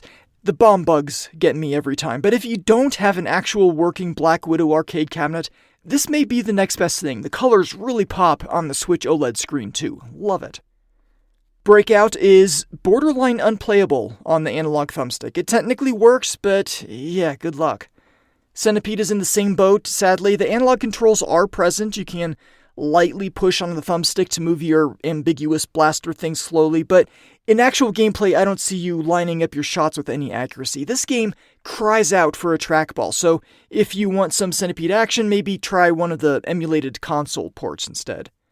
Cloak and Dagger is excellent here. It's another twin-stick game, but with a button, and it works great. Instead of just marveling at the game portrayed in a certain 1984 Henry Thomas Dabney Coleman movie, I get to play it, and it's awesome. Crystal Castles, see Centipede. It works so much better with the trackball, it really does. I'll play this on my Arcade 1-Up Centipede cabinet and skip it here.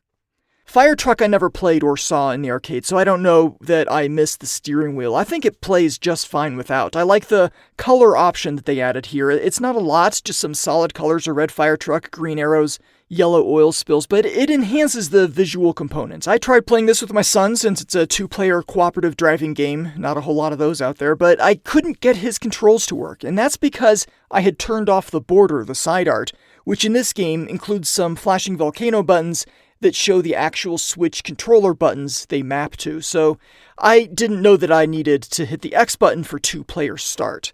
I'm not sure I'll come back to this one, but it does show your top score, so there's reason to come back and try to improve on that. Food Fight is wonderful here. The analog controls work perfectly, and the game is just fun to play. It's definitely worth checking out. Do it. Do it! Gravatar should be good, but I had a hard time seeing it. Not sure why. Things are so tiny, whether playing on the Switch itself or on our 55-inch TV. Your ship in particular is difficult to make out. I do better on my Arcade 1-Up Centipede cabinet, and I'm not sure why. iRobot is another winner. I think it plays very well here. Once you learn how to play it, it's pretty fun and challenging. Liberator I first played on an Atari collection on the Xbox. More on that later. I didn't understand it there, and I wouldn't understand it here either if I hadn't played it on that Arcade 1-Up Centipede cabinet, which I keep mentioning. Great cabinet, terrible screen, but great cabinet otherwise. And playing Liberator on a trackball, it works. It makes sense. It just works. The thumbstick renders the game unplayable, or at least unplayable within my patience threshold. Lunar Lander is very good on Atari 50. I wish this game had a high score that persisted so that you had something you could shoot for, try to improve upon, but the analog controls for the throttle, I think, work perfectly. I've never played the arcade original, but I think the simulated version is a great substitute. The game has a slow enough pace that fiddling with minute adjustments on the analog stick, it's not a problem. Not a problem at all. I still think that for landing on the freaking moon, you should get more than 100 measly points. Major Havoc is fine. In the arcade, it had this weird roller like a trackball that only moved left or right.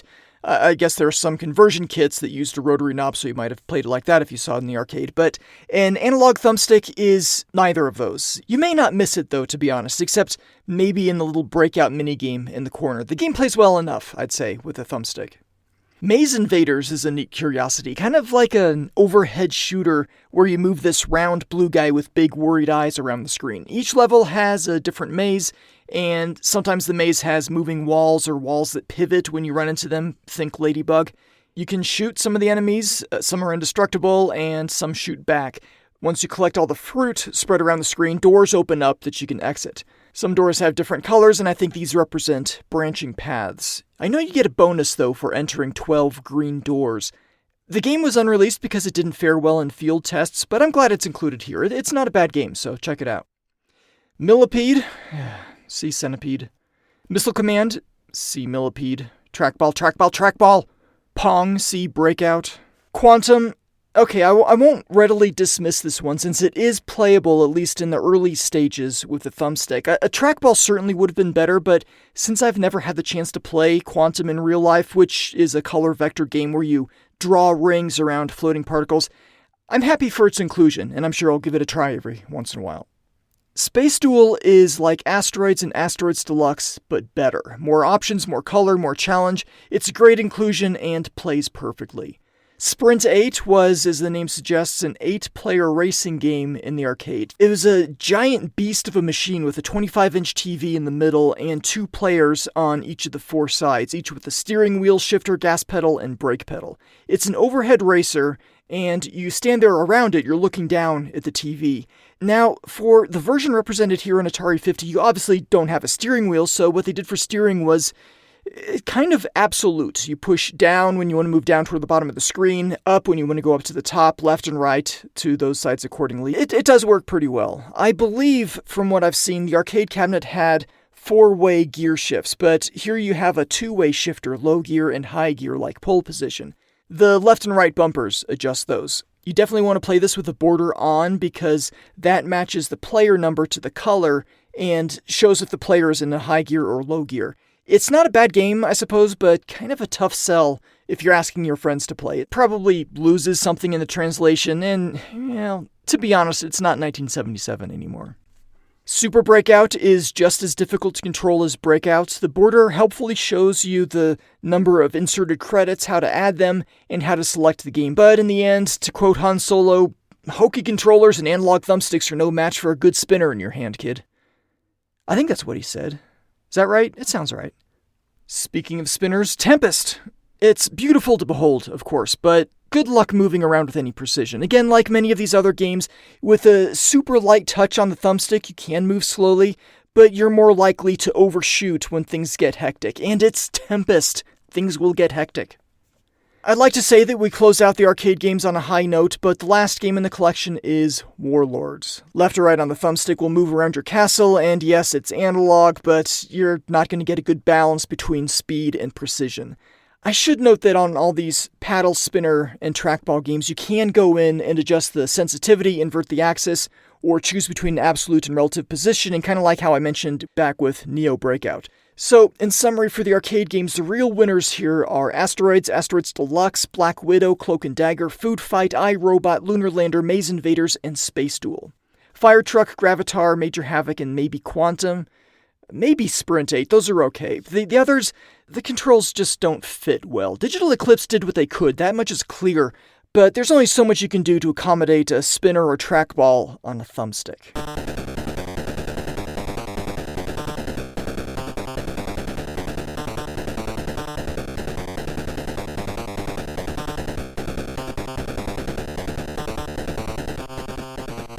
On to the Atari 2600. 3D tic-tac-toe is as exciting as ever, especially the part about how the screen wigs out while the computer's thinking.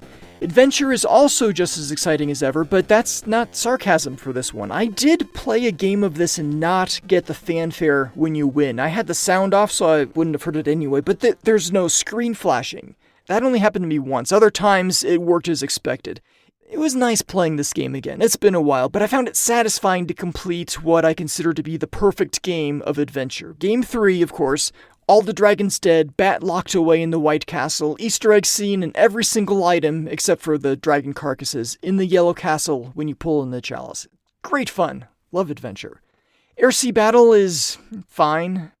Asteroids, I've got to say, it's very nice to be able to choose the game variation from a scrolling descriptive list, simply because there's so many game variations here. 66, kind of a lot. The sounds and graphics really bring me back. Great game. Skip a couple hidden ones. Canyon Bomber is a paddle game, but the paddle, the actual spinny thing, that's only used in the depth charge variations. I guess a thumbstick works well enough there. It doesn't really require a whole lot of precision or fast action. I have no nostalgia for Canyon Bomber, so it doesn't hold much appeal to me, but I guess it's okay for short bursts. Centipede is fine. It's designed for a joystick, so I think it plays pretty well. The background they used here is just the silver box theme, no actual artwork from the box, but it's okay. Combat. So, at this point, I noticed that in Atari 50 on the Switch, you can't disconnect the Joy-Cons and play 2 players.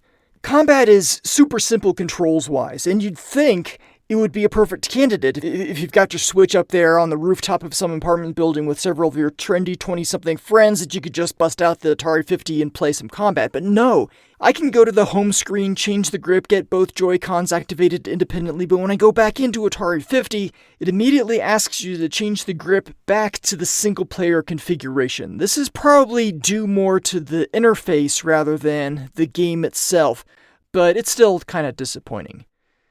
And also, even when I was 20-something years old, my friends weren't trendy, and neither was I.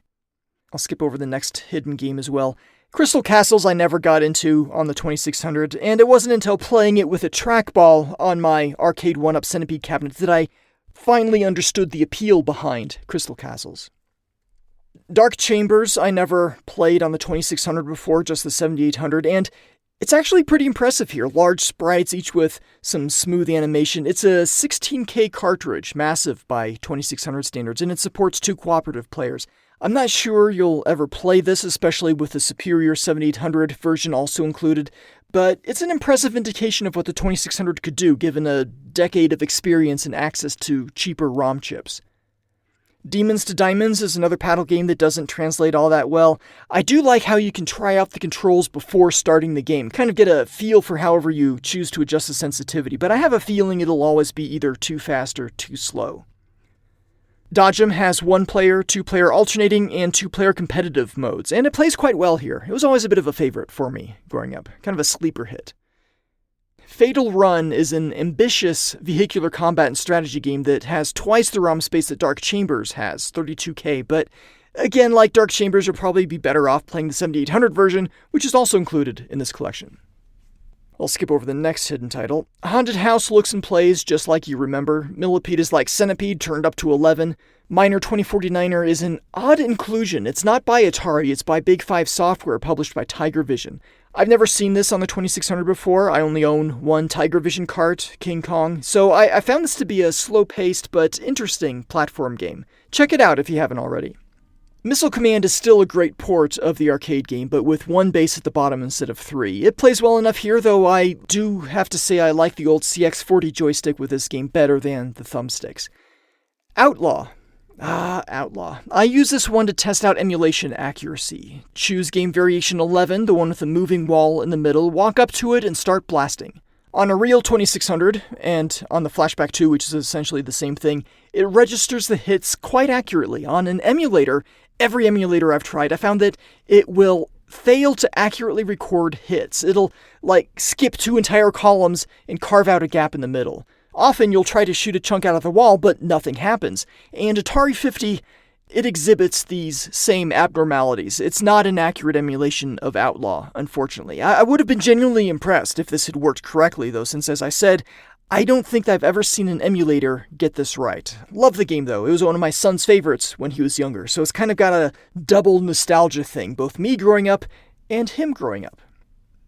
Quadron is included, which is good because it's a pretty rare cart, mail order only, I believe. When you play Quadron, remember that it's not a shooter, more like a throw and catcher. You've got to grab your projectile after you shoot it because you've only got 3. It's an interesting game, but not one that I've spent a lot of time with. I'll skip over the final hidden game, and now we come to a bunch of sports games. Real sports, baseball, basketball, boxing, football, soccer, tennis, and volleyball. Boxing is notable for its large characters who look like boxer-shaped rugs when they're knocked out. Very, very flat. I've tried each of these out once. Football, I couldn't gain a single yard, yet the computer ran it for a touchdown on the first play. In soccer, your players can only move in certain zones, top, middle, bottom of the screen, and the goaltenders, I think I saw them down at the pub, actually. Real sports tennis I played quite a bit back in the Ferg. I like that one. Volleyball's not bad either. There's some good animation in the players. Saboteur. This game was developed by Howard Scott Warshaw of Raiders of the Lost Ark fame.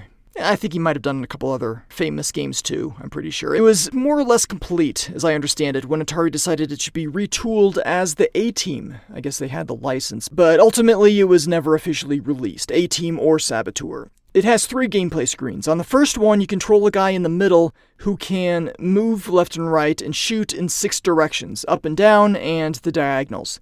You've got to stop Coteal construction robots and their enslaved Yar flies from delivering parts to a rocket along the right edge. The more parts that are allowed to reach the rocket, the taller the rocket grows, which is bad because the rocket carries a warhead that'll destroy the planet Cytonia, which you don't want. There are little yellow guys called Gorfons, which are on your side and try to remove the parts from the rocket, but the master robot at the top of the screen will try to stop them, so keep an eye out and protect the Gorfons. Don't shoot them.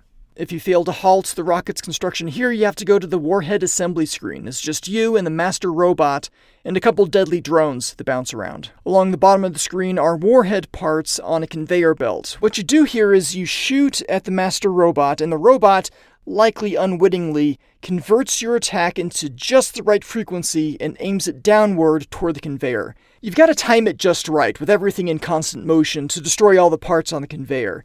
Oh, and there's a time limit counting down at the bottom of the screen. The third screen is... Wait, what is that? That's a warhead, apparently?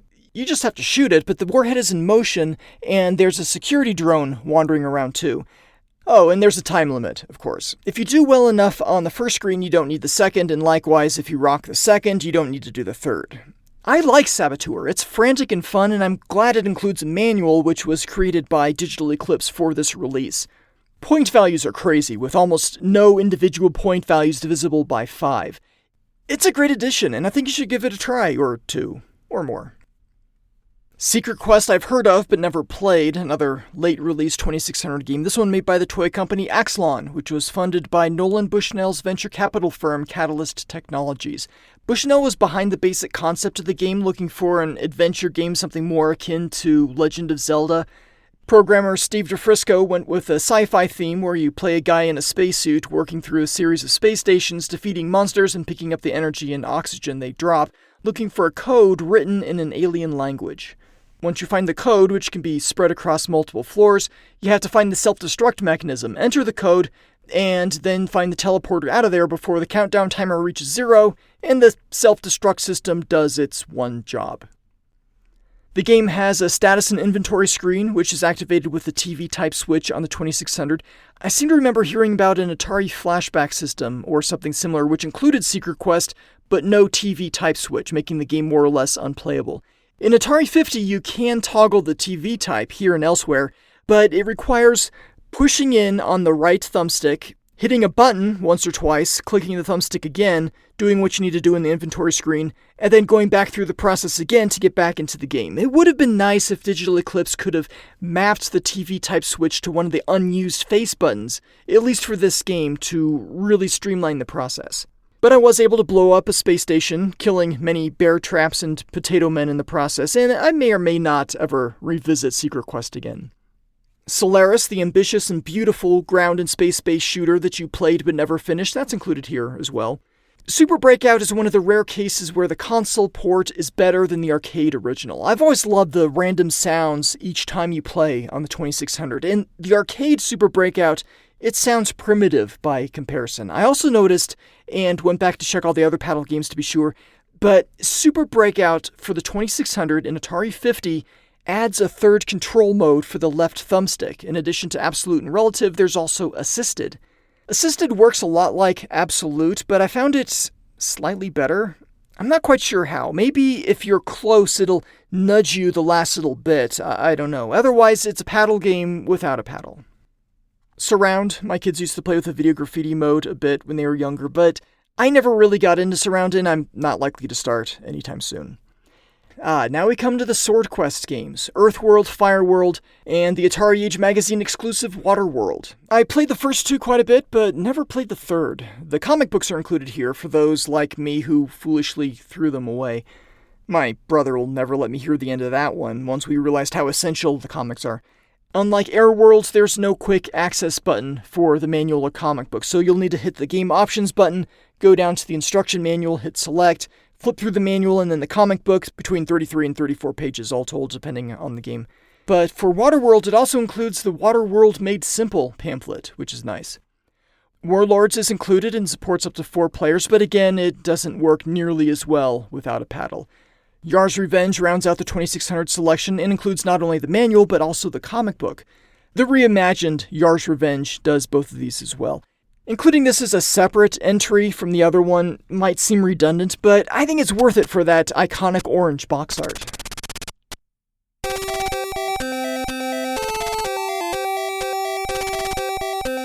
We start the Atari 5200 catalog with Bounty Bob Strikes Back, which is the sequel to Miner 2049er and one of the rarest games for the platform, if not the rarest. The game is fine, but I'd be sorely disappointed if I spent $800 on it. That's the cheapest buy it now on eBay as of April 2023 when I took these notes. It's not $800 good, so if you wanted to play Atari 5200 Bounty Bob, the Atari 50th Anniversary Celebration is a far more cost-effective option. Atari never released Millipede on the 5200. According to AtariProtos.com, this port of the arcade game was complete but shelved when the Trammell family took over Atari. The second part is likely true, but Millipede here doesn't feel complete to me. Atari 50 calls it a prototype and says that they're having gameplay speed issues, which may be why it was never released. That seems more likely. The game elements are all here as far as I can tell. I'm not very good at Millipede, but the game is super choppy and borderline unplayable. Analog control support is in there if you've got a light enough touch on the thumbstick, but Millipede on the 5200, it's not a great time. And speaking of borderline unplayable, Missile Command is up next. This game feels great on a real 5200 with the real controller, provided of course the real fire buttons are really working. The analog positioning of the cursor, it works nicely, but on Atari 50 with a short throw self-centering analog thumbstick, it's pretty poor. There are 2 or 3 versions of Missile Command on Atari 50 which are designed to work with digital controls, and I'd suggest one of those instead. Star Raiders got a lovingly crafted interface here on Atari 50. Keyboard functions are mapped to buttons, and while it may take some time to learn that mapping, what you see here on the screen, it goes above and beyond simple emulation. Instead of the silver and blue box art border you see when playing Millipede, Missile Command, or Super Breakout, you get an animated Star Cruiser 7 control panel showing you the status of your shields, attack computer, tracking computer, and a flashing light when entering hyperspace, along with damage indicators for photon torpedoes, engines, shields, attack computer, long-range scan, and the subspace radio. There's also an LED-style counter for the number of targets in the current sector, and a velocity indicator in the top center of the screen that gets all flashy when entering hyperspace. The 2x6 button panel is non-functional, but evokes memories of the 5200 keypad with its green start and red reset buttons. You can turn all this off if you want by turning off the border, but I think it adds to the immersion and is a fun way to update a classic game without touching the game itself. Well, they did do that a little bit. They gave the game a title screen and music.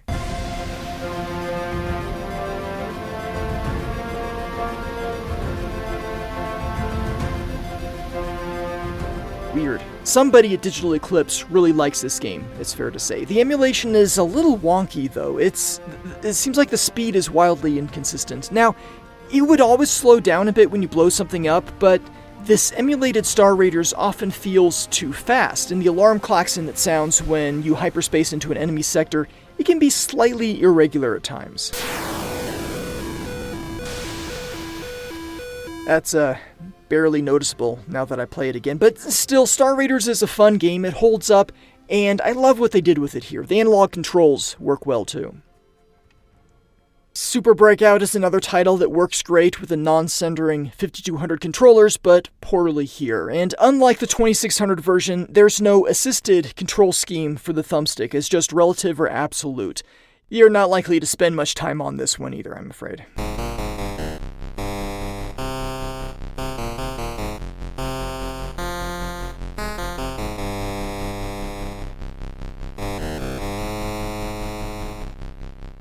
We We move on now to the Atari 7800 and start with Asteroids, a fantastic version of the arcade classic, notable for the spinning round rocks and multiple two-player modes.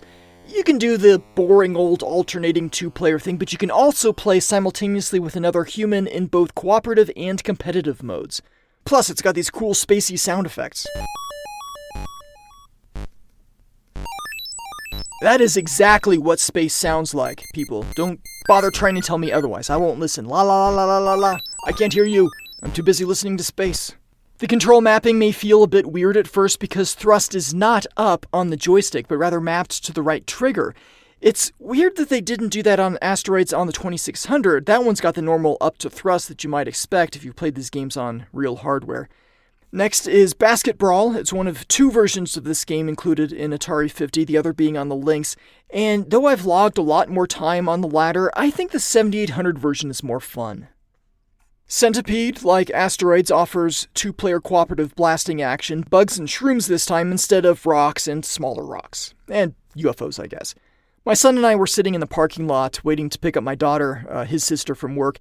And while we waited, I popped open the Switch kickstand and set this up on top of the dashboard, and we played some cooperative Centipede. It's easier than the arcade version because it's wider than it is tall, and unlike the arcade version of Atari 50, this one is designed for a digital joystick. So, as far as I'm concerned, this is the absolute go-to version of Centipede in Atari 50. Dark Chambers we played there in the parking lot as well, and we used Atari 50's save feature to save our progress so that we can come back to it later. Fatal Run is a lot better here than on the 2600 version, so I'd highly recommend this one instead. Ninja Golf, the famous Ninja Golf, has you playing a round of golf and fighting your way to the ball. I own the physical version of this cartridge, but I haven't played it much. Maybe having it here will give me an excuse to get to know it a little better. Scrapyard Dog is the last 7800 title included, and it shows that the old 7800 can actually pull off a scrolling platform game. It shares many things in common with the Lynx version, like the overall plot and the shop screens and piano minigame, but the levels are different, the character designs are different, the cans are limited here, that's a big difference. And the ending, the boss battle, as it were, that's entirely different. So I won't steer you toward one version of Scrapyard Dog or the other. Try them both.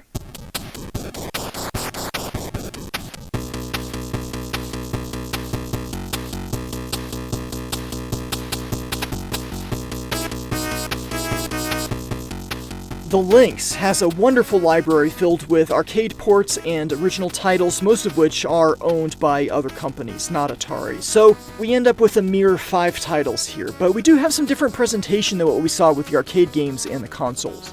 There's an LCD effect that looks reasonably authentic, except it doesn't replicate the uneven backlighting on the real hardware. I don't mind that they skipped that. There are 3 different screen modes here, and in Atari 50 in general: original, full, and wide. I believe I touched on these earlier, but they have a bigger impact here with the Lynx games. Full is the default, I'm pretty sure, trying to fit the emulated display on your screen as best it can, zooming in on the display without stretching. Wide messes up the aspect ratio and you shouldn't use it, and original makes it closer to the original size, often exposing more of the border, the arcade cabinet or box art or whatever. When you play Lynx games with the screen mode set to original, you get a border that looks like the Lynx, the smaller redesigned Lynx 2 model. It's more of an authentic experience, one which I recommend. On my Switch OLED in handheld mode, that puts the emulated Lynx screen size at about 3 inches in diagonal, so smaller than the actual Lynx. And the other downside is the LCD effect isn't quite as convincing in the smaller scale. It seems to introduce a kind of a moire pattern, especially with solid colors. The buttons shown on screen are entirely non-functional too. Speaking of buttons, the left and right bumpers are option 1 and 2 respectively. Kind of. And maybe. It depends on the game, I guess. In Scrapyard Dog, option 1 is mapped to the face buttons. The mapping is not quite right. A on the Lynx is mapped to B on the Switch, and B is likewise mapped to A. The Lynx button positions are a whole lot like the Nintendo button positions. A on the outside, B on the inside. So why this is different by default, I'm not sure. It could be that on the Xbox and PlayStation, the primary button is the one at the bottom of the ABXY or cross, circle, square, triangle, diamond layout. So I guess Digital Eclipse decided to make the Lynx A button the primary, the button at the bottom of the diamond. You can remap it if it bothers you. It bothered me, so I remapped it. The pause button, I guess it depends where you're playing it. On the Switch, the plus button works as a pause, here as well as the Atari 5200 and 7800. You can chain the pause button and the right bumper, option 2, to flip the screen, but pause and left bumper, option 1, these do not reset the game like they do on a real Lynx. You'll have to go into the game options menu and reset from there. And it resets a little further back to the splash screen, whereas the real Lynx would reset to the title screen, with the splash screen only showing on a cold boot. As far as the quality of the emulation, doing a direct simultaneous comparison against real hardware, the game moves a bit faster on the Switch, animations are a bit faster, but there's definite input lag. It takes a fraction of a second longer for a button press to be reflected in the game than it does on the real Lynx. I don't know if you'll notice these in gameplay, but side by side it's definitely noticeable. You may know that many Lynx manuals, including games represented here in this collection, were presented as posters, a box art poster on one side and instructions on the other side. Atari 50 includes very nice recreations of these when you go to pull up the instruction manual for the Lynx game, no creases or anything, but you can't zoom in quite far enough for the text to really be legible, especially for old eyes. Onto the games. Basketball, part sports, part beat 'em up, all reasonably mediocre. I played this one a whole lot more than the 7800 version, but I don't really hold any nostalgia for it. In comparison to the 7800 version, the Lynx game is choppier, you can't set the match length so you're stuck with 6 minutes per match, and you can't have a computer-controlled teammate. It's not a good way to start out the Lynx selection. Malibu Bikini Volleyball looks and sounds great. It gives you a much better first impression than basketball, so Malibu Bikini Volleyball was developed by Handmade Software, who also made Awesome Golf, another excellent Lynx game, and I think that would have been a better choice instead of, or at least alphabetically before, basketball, but whatever. I've never gotten very far in Malibu. It was my brother's game, so he had more experience. Timing is critical in this game, so you may notice the input lag a bit more here. Scrapyard Dog is one of my favorites on the Lynx. It's a deep and challenging platform game, and it's one that I got close to finishing in emulation using save states. With save states built into Atari 50, I might give it another go. I really want to rescue that poor dog. Highly recommended. Super Asteroids and Missile Command changes the button mapping. Instead of A and B on the Switch, it's B and Y. Better matching of the inside-outside arrangement on the real Lynx, but in a weird and unexpected way. The game itself is actually two games, as the name suggests, Super Asteroids and Super Missile Command. In Super Asteroids, you have rapid fire, an automatic shield that pops on when necessary. It does deplete with use, but regenerates when you're not running into stuff. And a variety of power-ups, which let you quickly restore your shield level, increase your firepower, turn your shield into a weapon, and there's a smart bomb to destroy everything on the screen. Super Missile Command is a little less super, since it plays much more like a graphically enhanced Atari 2600 port, if the manual is to be believed. But the manual included here goes up to page 9, and then skips to the back cover, completely bypassing pages 10, 11, 12, and 13. Without those pages, and if you only played a round or two of the game, you might not know that after the fourth wave, you can spend some of the money you've been earning. Buy yourself something nice, like missiles and special weapons and other nifty features that you can activate with the secondary fire button. That's B on the Lynx or Y on the Switch. Why? I don't know. Why did I make that joke twice? Also, I don't know. Turbo Sub is the last Lynx title included in this collection, and it's a fine game. It's like, do you remember the G.I. Joe Shark, S-H-A-R-C, vehicle? I had that toy, got it for Christmas. It can fly through the air or dive into the water and move like a super fast submarine. That's Turbo Sub in a nutshell. It's a cockpit-based shooter, kind of like a Sega Superscaler game, and you collect gems to buy upgrades or whatever. Unlike the G.I. Joe Shark, Turbo Sub has a windshield wiper, so there's that. It's, as I said, fine. It's a fine game.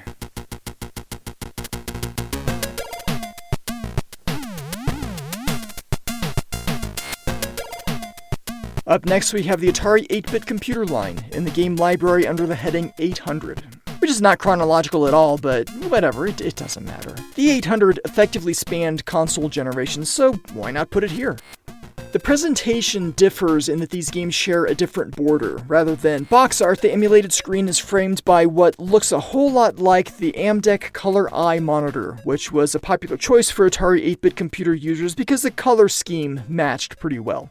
And it was a good monitor in its own right, with good sound. As far as button mapping goes, at least on the Switch, Start is mapped to the plus button, Option is mapped to the right bumper, Select is the left bumper, and that's about it. Bounty Bob Strikes Back is a whole lot like its Atari 5200 cousin, except it doesn't have the extra title screen. Oh, and something I forgot to mention, which is true both here and on the 5200. If you go through the trouble of entering your name for the high score table, and this has got to be one of the most inventive high score entry screens ever, you'll need to use the save slot in order to get it to persist across restarts. I was hoping it would, write to an emulated floppy disk or something here, but it does not. Caverns of Mars, once you get past the annoying title screen, is pretty fun as you descend into the titular cavern, blasting enemies and fuel, which you somehow collect by destroying it. Video game physics right there. And once you reach the bottom, you set a bomb, and then work your way back up to the surface before the timer reaches 0. It's easier said than done since the rate of fire is pretty low, and the action can be pretty fast. This one was originally released through the Atari Program Exchange. Think App Store, but mail order. Independent developers and bedroom coders could build their own games, send them into Atari, who would include them in a catalog that you could send away for, and then order games from. Other utilities too, but also games. Some of them did well enough to merit release in cartridge form, and Caverns of Mars was one of those. Food Fight, at first glance, is a lot like the Atari 7800 version, not included in Atari 50, but a superb port of the arcade game.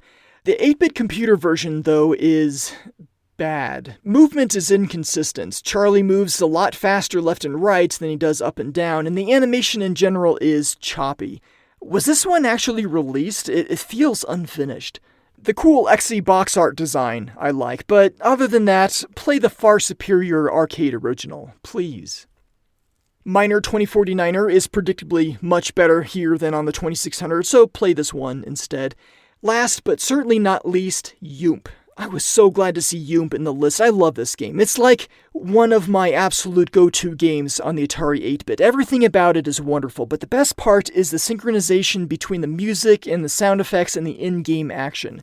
You bounce a ball down a tunnel, different squares do different things when you land on them, and you try to make it to the end. You've got a few big jumps that you can make by hitting the button, and these can help get you out of a bind. While I would have loved to see more homebrew titles in Atari 50, Yoomp is the only one, but wow, what a great choice.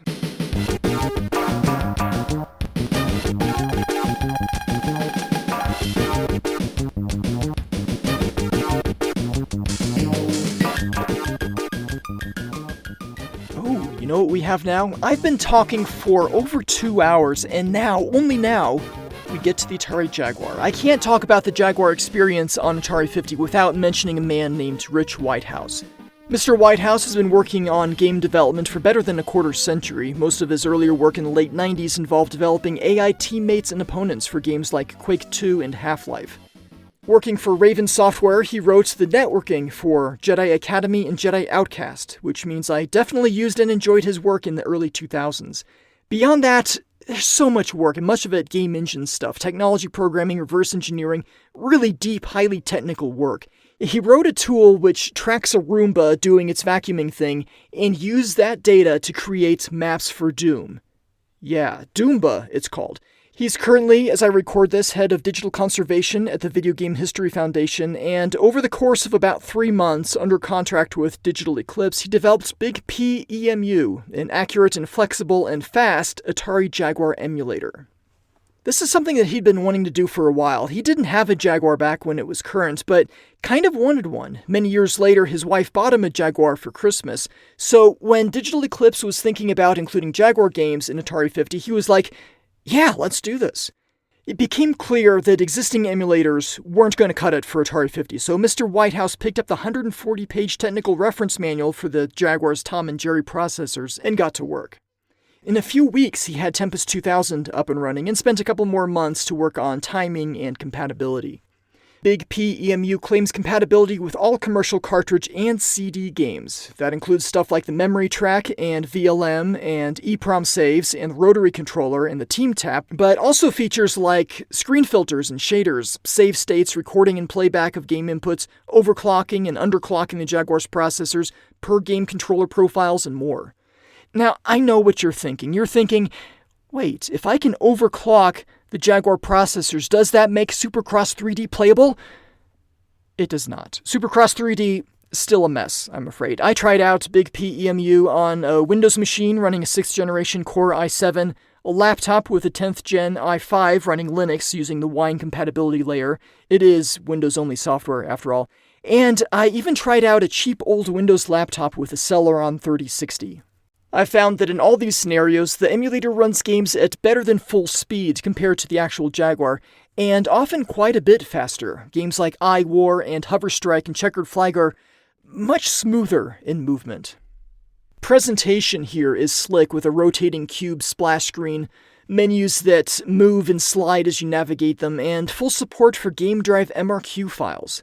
The sheer number of options and tweaks available is staggering. Fortunately, each one comes with a brief description of what it does and what kind of performance or stability impact you might expect by messing around with it. Even though Big P was mostly developed on Digital Eclipse's dime, they were cool with Mr. Whitehouse continuing to work on it as an independent emulator and release it to the community free of charge. It's not open source though, largely because it was developed under contract, but I think it's darn nice of Mr. Whitehouse and Digital Eclipse to let it roam free. Before I get into the whole Atari 50 Jaguar emulation experience, I wanted to touch a bit on JaguarCD emulation. This was added to Big P EMU in version 1.05, assisted in no small measure by Micah Maddox, who donated a working JaguarCD to the cause. You can provide raw files, BinQ files are what I've tested, and you can also use an actual CD. That Celeron 3060 laptop I tested, it really struggled with CD emulation. CGI intros were choppy, music was choppy. Anytime I'm guessing it needed to stream something off the disk. Things that loaded into RAM worked okay once they loaded in. On a better computer, my i7 desktop, there's no such choppiness. Everything was nice and smooth. My desktop has an optical drive, so I was able to test out reading directly from the JaguarCD. I plopped in Battlemorph, and in the emulator went to System, then Mount Images, then Physical Disks, and selected the drive letter. Spun right up, loaded right in. It's perfect. The other thing I wanted to try out was a virtual light machine, so I pulled an audio CD off of one of my many spindles of audio CDs, went through the same process, and boom, virtual light machine. It just worked. The first time I've used it in probably about 20 years. It was like seeing an old friend, so that was cool. But then I noticed something else under the Mount Images menu. You can set a cartridge or disk image, you can select physical disks, but there's also something called virtual disks. I wonder what that does. Underneath that menu is System Audio Disc. I selected Line In, grabbed a headphone patch cable, plugged a phone into the other end because headphone jack people won't buy a phone without one, and started playing music on it. I looked on with astonishment as the virtual light machine fired up. I held my breath and hit play on the VLM, the B button, and it started reacting to the music playing on the phone. This is amazing! All of the VLM goodness, none of the hassle. You just need a JaguarCD BIOS image, a line-in port, and a music player, and Big P EMU, of course. But wait, there's more. What if you already have music on your computer? Or what if you use a streaming service like Spotify or whatever? I don't personally. I don't like streaming music. I like to own the songs and play them offline on whatever device I have, but that's me. One of the system audio devices is named Speakers. I activated that, pulled up iHeartRadio on the web browser, and started playing a local radio station. It totally worked. I did have to enable an option called Mute for Loopback to cancel an echo, but no big deal. This is such unexpected coolness that I was actually a little giddy. I own a JaguarCD and can, in theory, use the VLM whenever I want, but this is so much more convenient and tidy and portable. I have a cheap USB audio device that lets me add a line-in port to the laptop, and using that, plus my phone, I can turn this largely useless old Celeron laptop into something that plays VLM effects all day while I'm working and listening to music in the background. That's not to say that I will do that. VLM can be a little distracting, but I can, and that is so cool. Alright, let's get into the Jaguar experience on Atari 50, and on the Switch in particular. There are 9 games, 5 of which I've covered in detail on this podcast, and 4 that I've not quite gotten to yet. The screen border, if active, and it took me a minute to realize this, is modeled after the Jaguar demo kiosk, with black plastic ridges all around. Nice.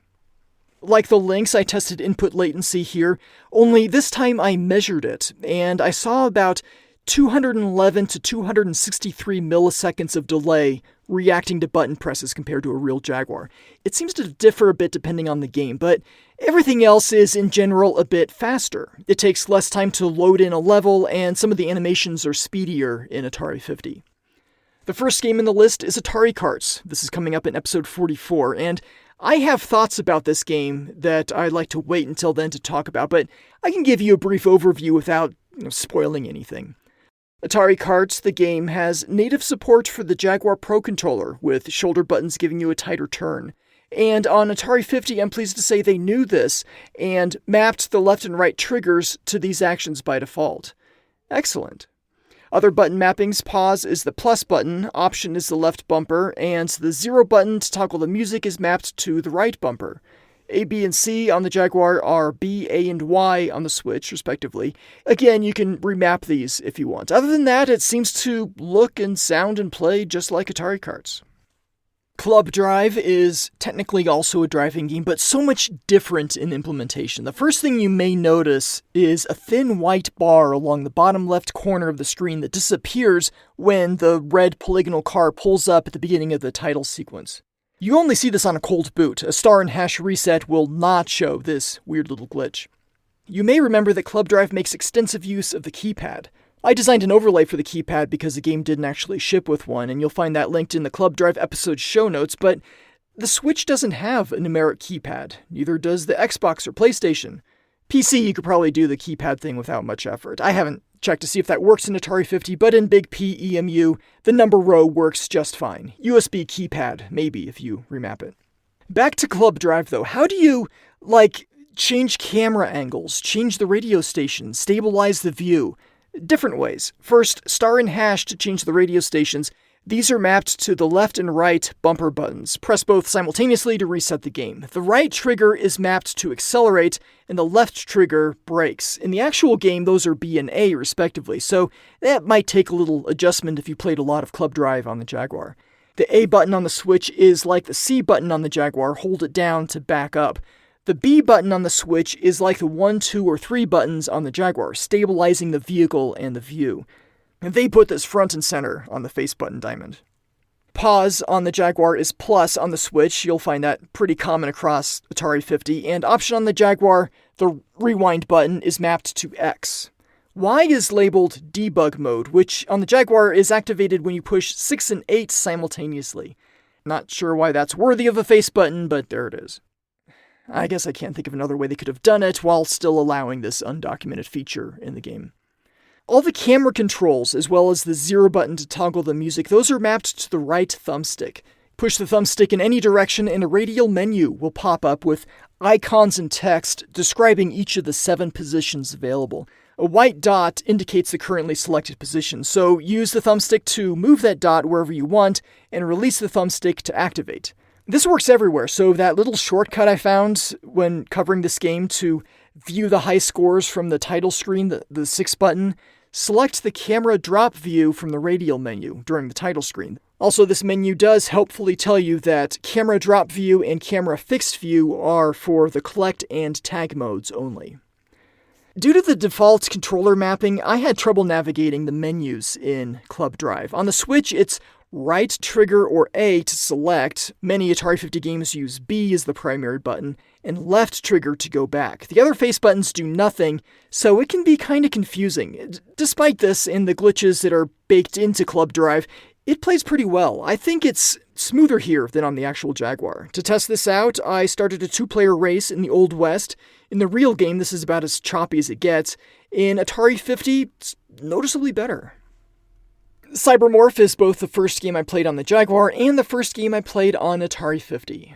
See, I was worried that they went with a 1 megabyte version of Cybermorph, the cost-reduced version, which drops Where Did You Learn to Fly immediately upon hitting a mountain, and lacks some other sound clips and morphing animation in the title screen and end screen.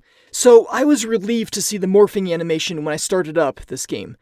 And then I flew right into a mountain, just to be sure. Avoid the ground. Yes, perfect. Okay. This is another game with heavy use of the keypad, so you'll find the same 7-segment radial menu popping up with the right thumbstick, letting you choose between the various views: forward, cockpit, left, right, reverse. The music toggle is also here too, and one of the 7 slots is empty, blank. Icons in the radial menu are modeled after the overlays graphics, which is nice. Firing the main weapon is the B button on both the Switch and the Jaguar, which is also nice. Forward and backward, though, these are mapped to the right and left bumper buttons, respectively, not the triggers like in Club Drive, or the face buttons like on the Jaguar. Cycling through the main weapons option on the Jaguar is mapped to A on the Switch, and firing the super weapon is mapped to Y on the Switch. On the Jaguar, it's 1, 2, or 3 on the keypad. Toggling the crosshairs gets its own face button, X on the Switch, instead of being relegated to the 4 button on the Jaguar keypad. You'll find, and I forgot to mention this with Club Drive, that the pause controls for adjusting audio volume, those are present here in Atari 50 as well. So in Cybermorph, for example, you pause the game, the right bumper will adjust Skylar's volume, the B button is the effects volume, and the left bumper is the engine volume. I've noticed some weird timing, though, on the effects volume adjustment. The sound effects are played quite consistently on a real Jaguar. Big PEMU on the computer does the exact same thing as Atari 50 on the Switch. So, the A button on the Switch is mapped to the Option button, meaning on the title screen, pressing A is a lot like pressing Option. It loads up the control options and lets you remap controls. But, man, control mapping here in-game and another one in Atari 50, that can just get confusing. Soft reset, not an option here. There are no button mappings for star and hash, so you'll have to go into the game options to reset from there.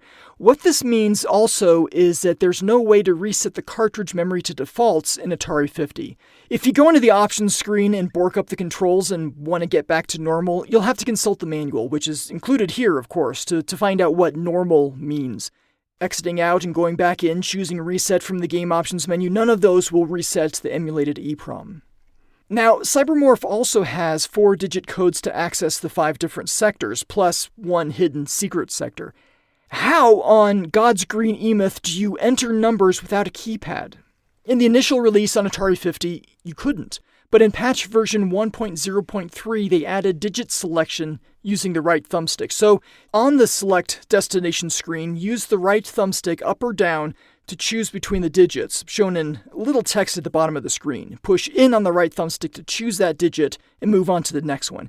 It's about as good a solution as one could hope for without a keypad, I guess. But it does mean, however, that once you're in the select destination screen, you can't use the radial menu to toggle the music. Is that a big deal? Probably not, but it's the sort of trade-off required when you lose the awesomeness of the Jaguar keypad. Performance-wise, Cybermorph feels a bit faster than on a real Jaguar. To test out my suspicions, I went to Capital on the first sector and flew straight ahead to the cluster of buildings, stopping right in front. Then I would spin around in place and saw that you spin noticeably faster on the Switch than you do on the Jaguar. It's smoother, less choppy in emulation. And I think that's a fair trade-off over a consistent beep sound when setting up sound effects volume. Evolution Dino Dudes should be a fairly straightforward game to play on a modern console, and it is. The left and right trigger buttons move to the previous and next proto-humans, respectively, in order. The A button cycles between the available actions, like C on the Jaguar. The B button activates that action, like its direct Jaguar counterpart. And the Y button is what pops up the power bar for actions that require power, like throwing and vaulting. This is what the A button on the Jaguar did. There's a radial menu, which lets you select a specific Dino Dude, numbers 1 through 9, and the left bumper is mapped to the Option button, activating the in-game option menu. You can reset the game using both trigger buttons. They are mapped to star and hash after all, but I don't see the 0 button emulated anywhere, so if you want to toggle the music, you'll have to do that from the main menu like some kind of caveman. I had no trouble at all getting into this one. The controls don't quite match up to my Dino Dude's muscle memory, but I was able to adapt. Ooh yeah, Fight for Life is next on Atari 50, though I won't be covering this 3D fighting game until episode 50 of this podcast. In the default controller mapping on the Switch, A is avoid, B is the basic kick, and Y is the basic punch. This is just like A, B, and C on the Jaguar. Fight for Life matches are notoriously long, and the health gauge is only displayed when one of the players takes damage. You can push the option button on a Jaguar gamepad to show the damage meter at any time, and on the Switch, pushing in on the right thumbstick does the same thing. Pushing in on the left thumbstick toggles the music. Don't know why they didn't do that in Dino Dudes. Maybe they like the Dino Dudes music better, and I can't really say I blame them. The dudes do have some cheerful tunes. What else? Fight for Life supports the Pro Controller, and the Pro Controller has X, Y, and Z buttons, performing a left side kick, high kick, and small uppercut, respectively. On the Switch, these are the left bumper, right bumper, and X button in the same order. The Pro Controller also gives you shoulder buttons, which in Fight for Life perform a sidestep left and right, and the trigger buttons on the Switch perform the same way. When you pause the game, you can use the D-pad or left thumbstick to rewind or advance the recent game action, and the right thumbstick to move the camera up, down, left, and right. On the Jaguar gamepad, these are, 2, 5, 1, and 3, respectively. There will not be a test on this later, so don't worry if you forget it. You've forgotten it already, haven't you? That's okay, so have I. Also, while paused, the trigger buttons can zoom in and out just like the Pro Controller's shoulder buttons do. Or 4 and 6 on the keypad, which is where the Pro Controller shoulder buttons are mapped. The right bumper, again, while paused, we're still paused here. This lets you change the music track, since this is effectively the 8 button on the Jaguar. I've been kind of throwing around shoulder and trigger and bumper buttons, and I hope that's not confusing. When I say shoulder, I'm referring to like the Pro Controller shoulder buttons, the ones along the top outside edge of the controller. Triggers are, well, the typically concave buttons on modern controllers that may or may not give you a fair bit of travel. L2 and R2 on the PlayStation. And bumpers, I don't know where I got that term. L and R on the Switch. And you could rightly call them shoulder buttons, but I think that's a little ambiguous when you have 2 buttons on the left and right shoulders of the controller. Which one am I talking about? So I try not to say shoulder when referring to modern consoles because of that ambiguity. I probably should have mentioned this way earlier on, like 2.25 hours earlier, but better late than never, right? Other than that, I don't have much to say yet about Fight for Life. You're just going to have to wait until episode 50. And you thought the matches took a long time.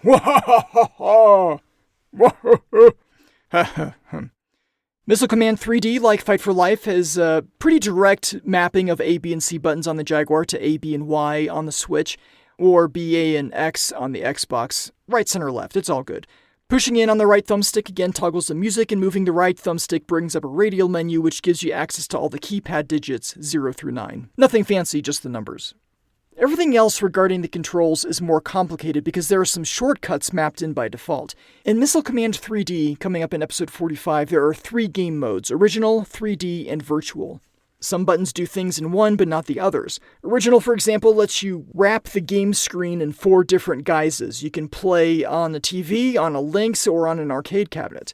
There's also a plain screen with a lens flare background. On a Jaguar, you can switch between these different backgrounds using the 9 button, which is the right trigger on the Switch. You can recenter the image with a 5 button, which is the left trigger on the Switch. You can zoom in and out with the 1 and 7 buttons on the Jaguar keypad, or the left and right bumpers on the Switch.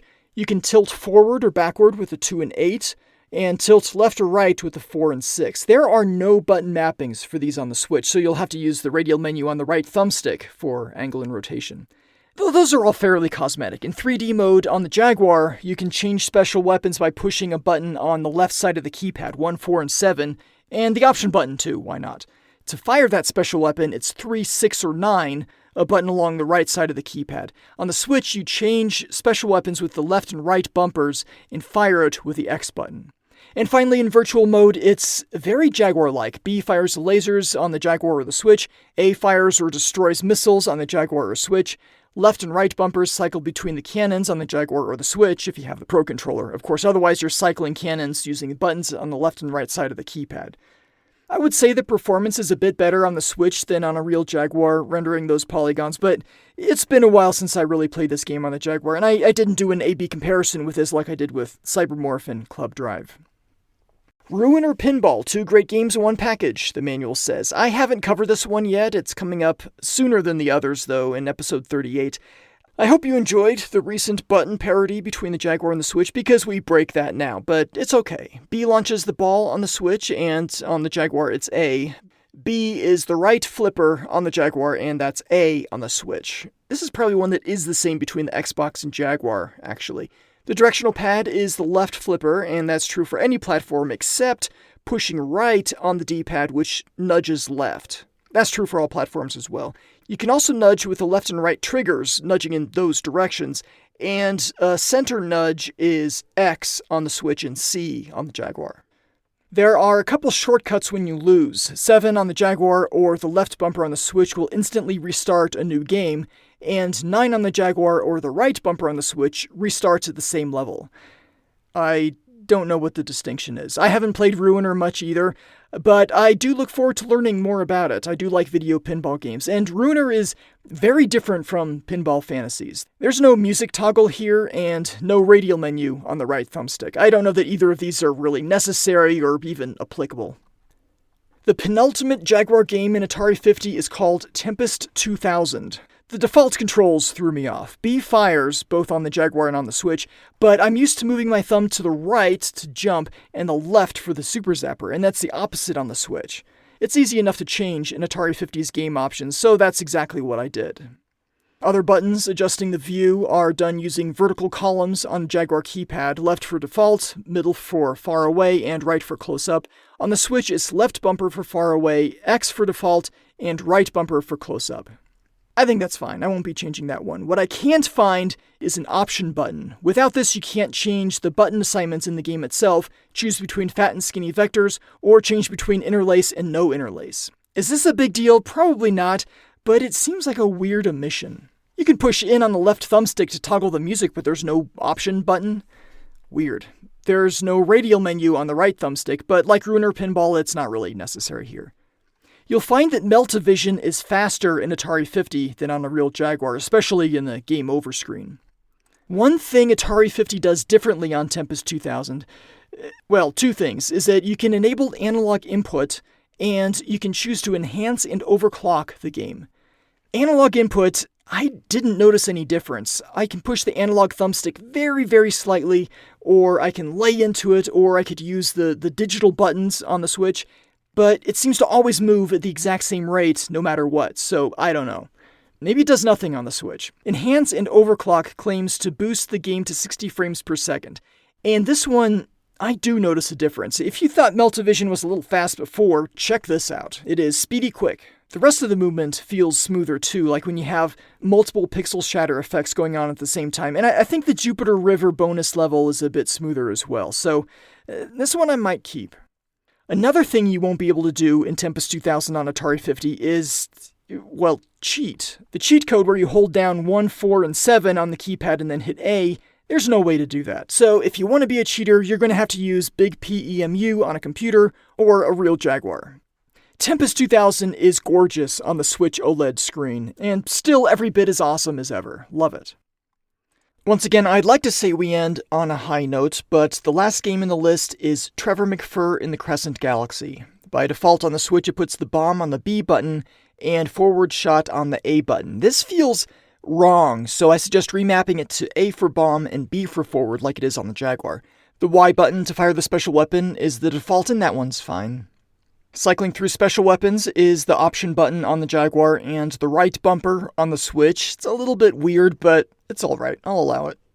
There is no direct access to special weapons here in Atari 50. No radial menu on the right thumbstick. To be fair, though, I think they would have had to freeze the game whenever somebody popped up that menu. There's just too much going on at the screen at any given time in Trevor McFur to spend more than a fraction of a second picking a special weapon, but it's all moot. You cycle through them or nothing. Lack of any kind of keypad input also means that you can't enter the cheat code 1193. Another problem here is in the attract mode. The music slows way down when moving to the high score screen or back to the title screen. Trevor McFur in the Crescent Galaxy is a game. It does have problems in real life, but this isn't one of them. And technically, it's not just the attract mode. You can trigger this manually. Since the option button is mapped to the right bumper, that's what you hit to struggle your way over to the high score table, if you dare. So there we go, that's the Atari Jaguar action you'll find in Atari 50. It's not perfect, you're not going to get the full Jaguar experience by any stretch, even given the limited 9-game library presented here, but you do get to play some interesting games, almost all of which are platform exclusives, or very nearly so. It works well enough, and sometimes actually a little bit better.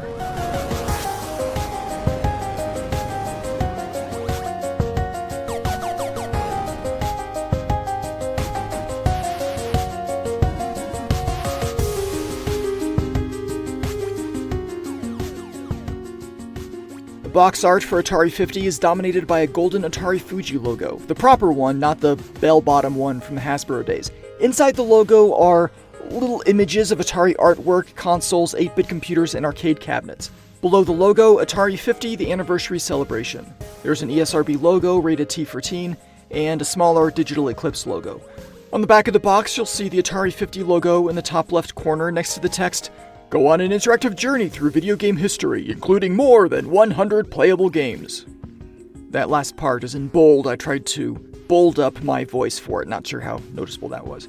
There are 3 screenshots along the left side showing Missile Command, the arcade version, the Yars' Revenge reimagined game, and the start of the timeline birth of the console. Next to each picture is a small block of text. Play rare and legendary games from 7 Atari platforms, including Jaguar, Lynx, 2600, 5200, 7800, 800, and Arcade. Discover 6 all-new games inspired by Atari classics, including the never-completed Sword Quest title Airworld.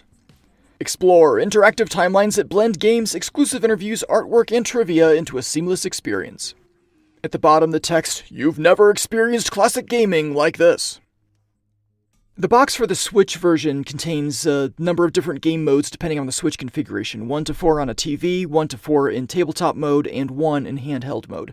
There's a box indicating the game is Nintendo Switch Pro controller compatible, and the fine print says that 1 pair of Joy-Con controllers is required per player.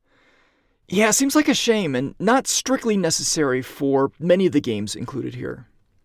In the bottom left corner, we see the ESRB rating, at least here in the United States, maybe Canada as well, showing T for teen due to fantasy violence, blood, mild sexual themes, language, drug reference.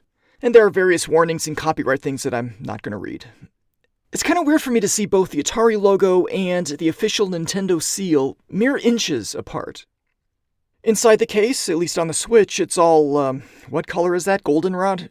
The Atari Fuji logo and the multi-line making up 50 are on the left. Warranty information, ESRB rating info, and a URL for contacting Atari are on the right. No manual was shipped with this game.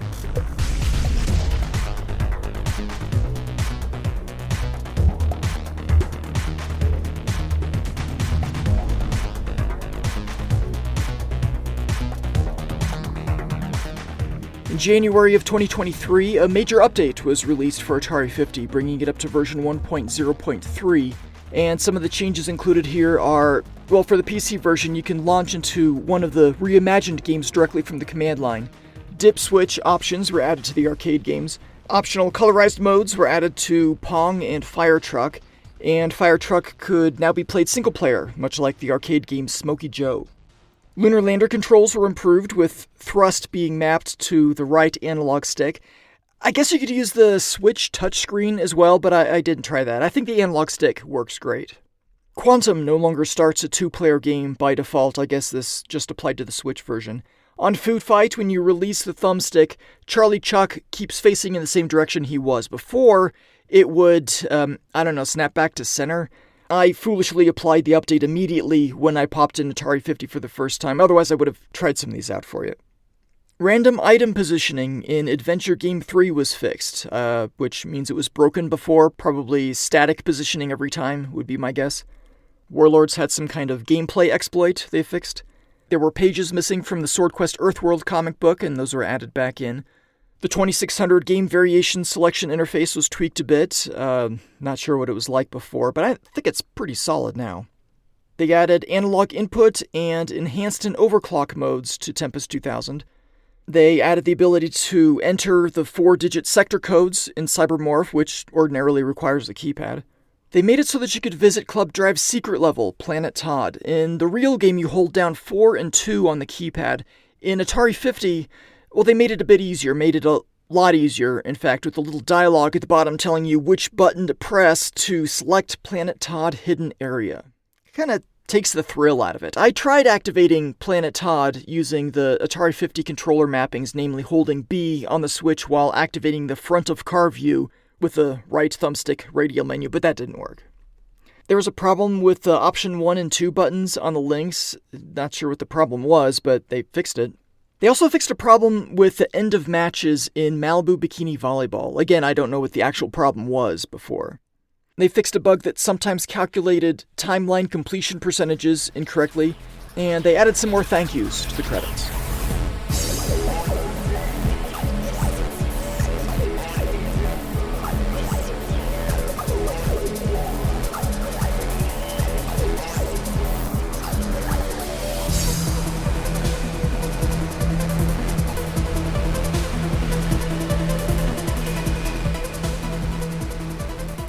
Reviews of Atari 50 have been very positive, generally on the order of 80 to 100% ratings.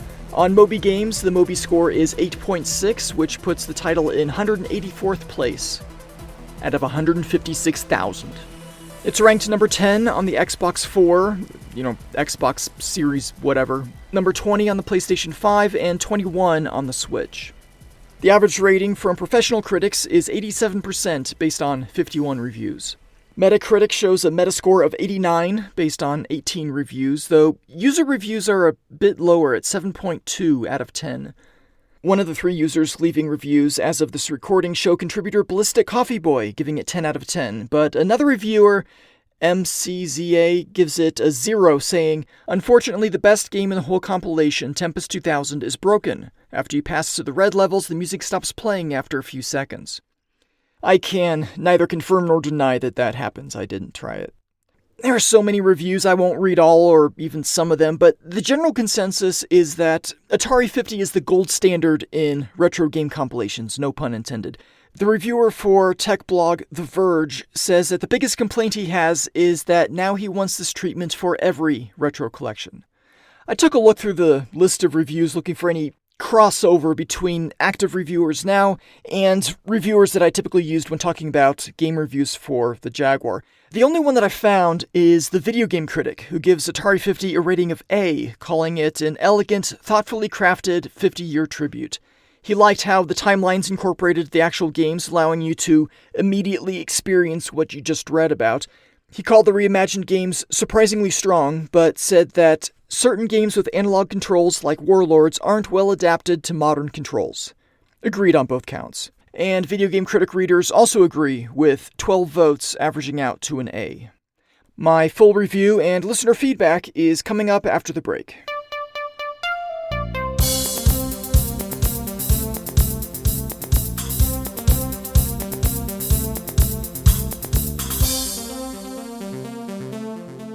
You know the old saying, fool me once, shame on you, fool me twice, and I guess I'll still give you another chance because there's an Atari logo on it. Fool me 3 times and I'm out, I'm done. Yeah, that saying. This is my 4th major Atari-branded game compilation. There have been a few minor ones. There was one on Windows in the late 90s, and there were a few mobile games, J2ME, if those count.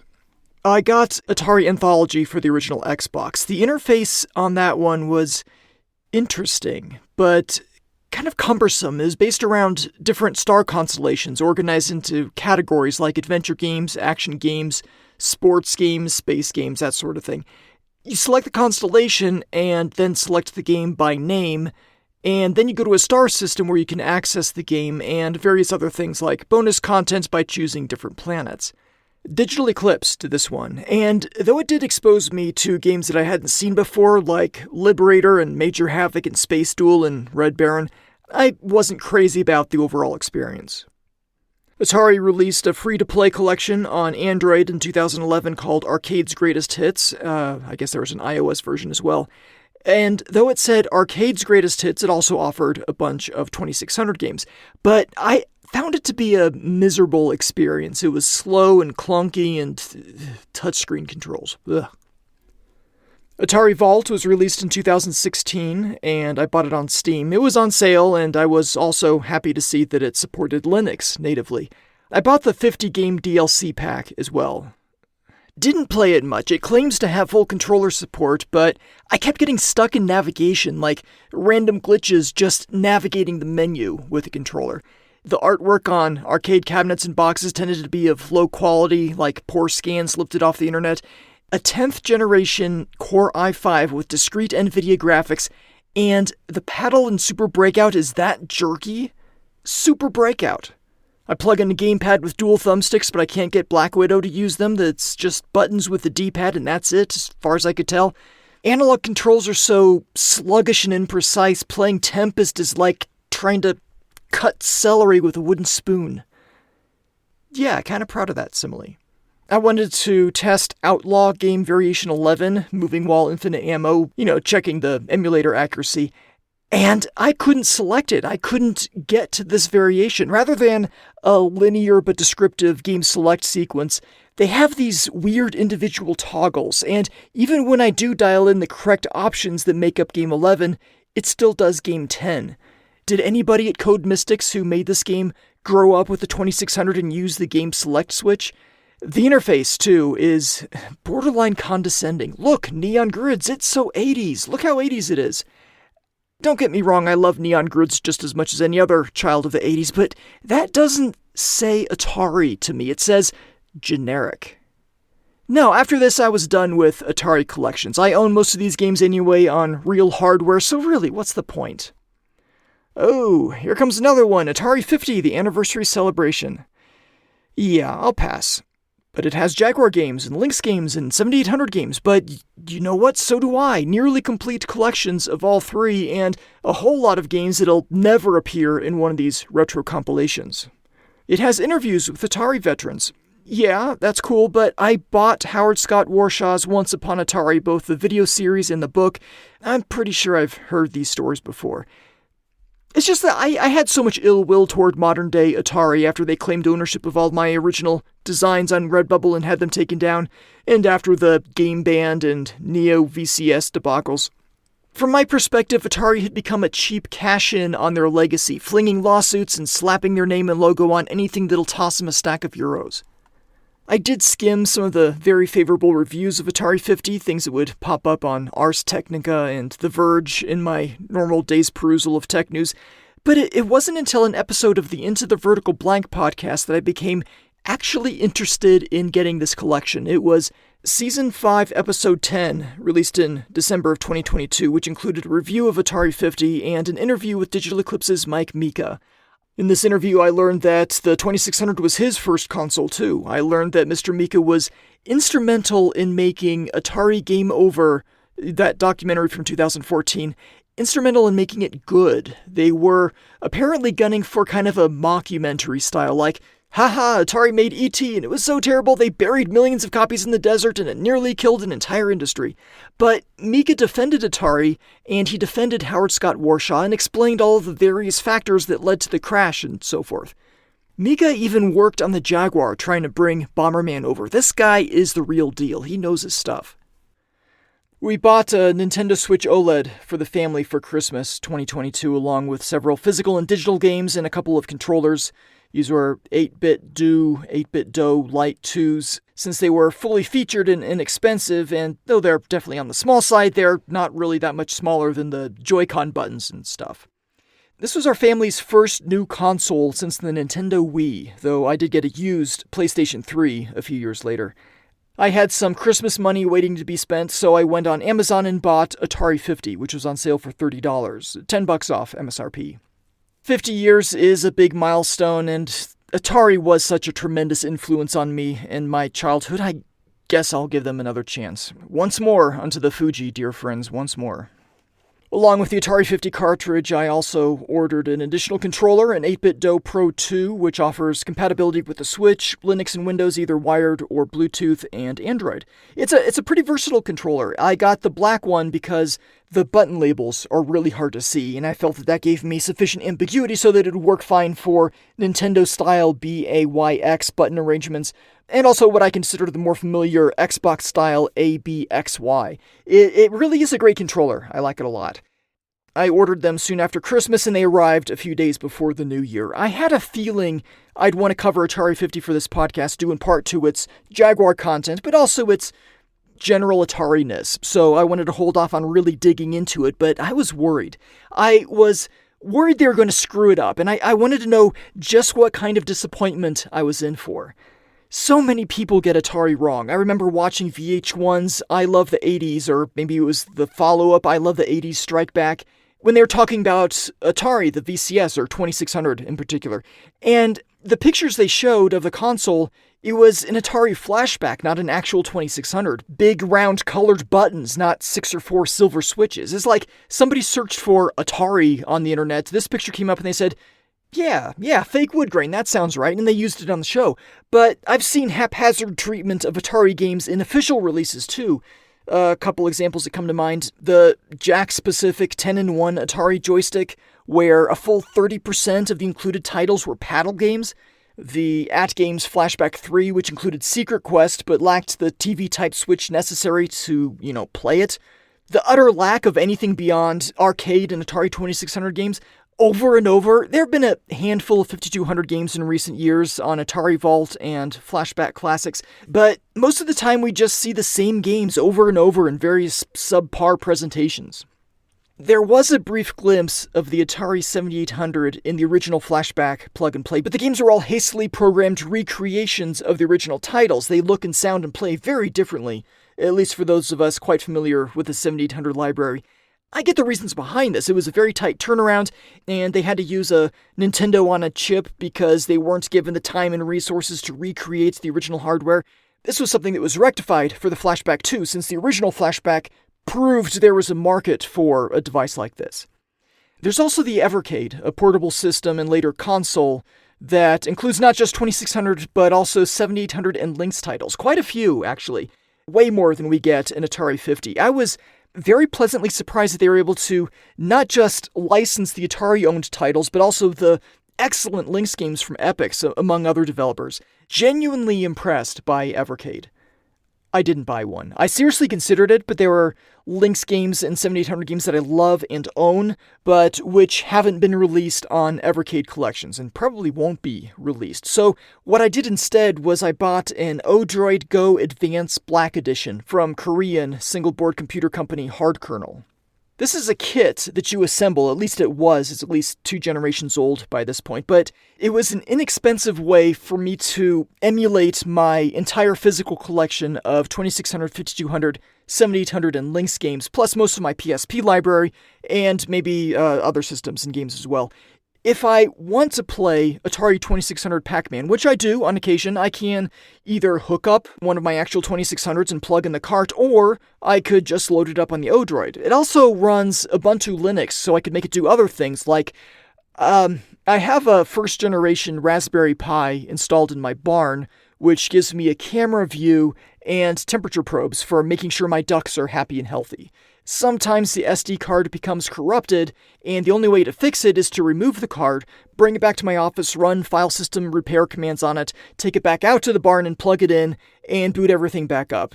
That was annoying, so I wrote a shell script on the Odroid, added it to the system menu, and now I can take this little console out with an SD card to USB adapter, it's got a USB port on it, and fix everything up from right there. Can't do that with an Evercade either.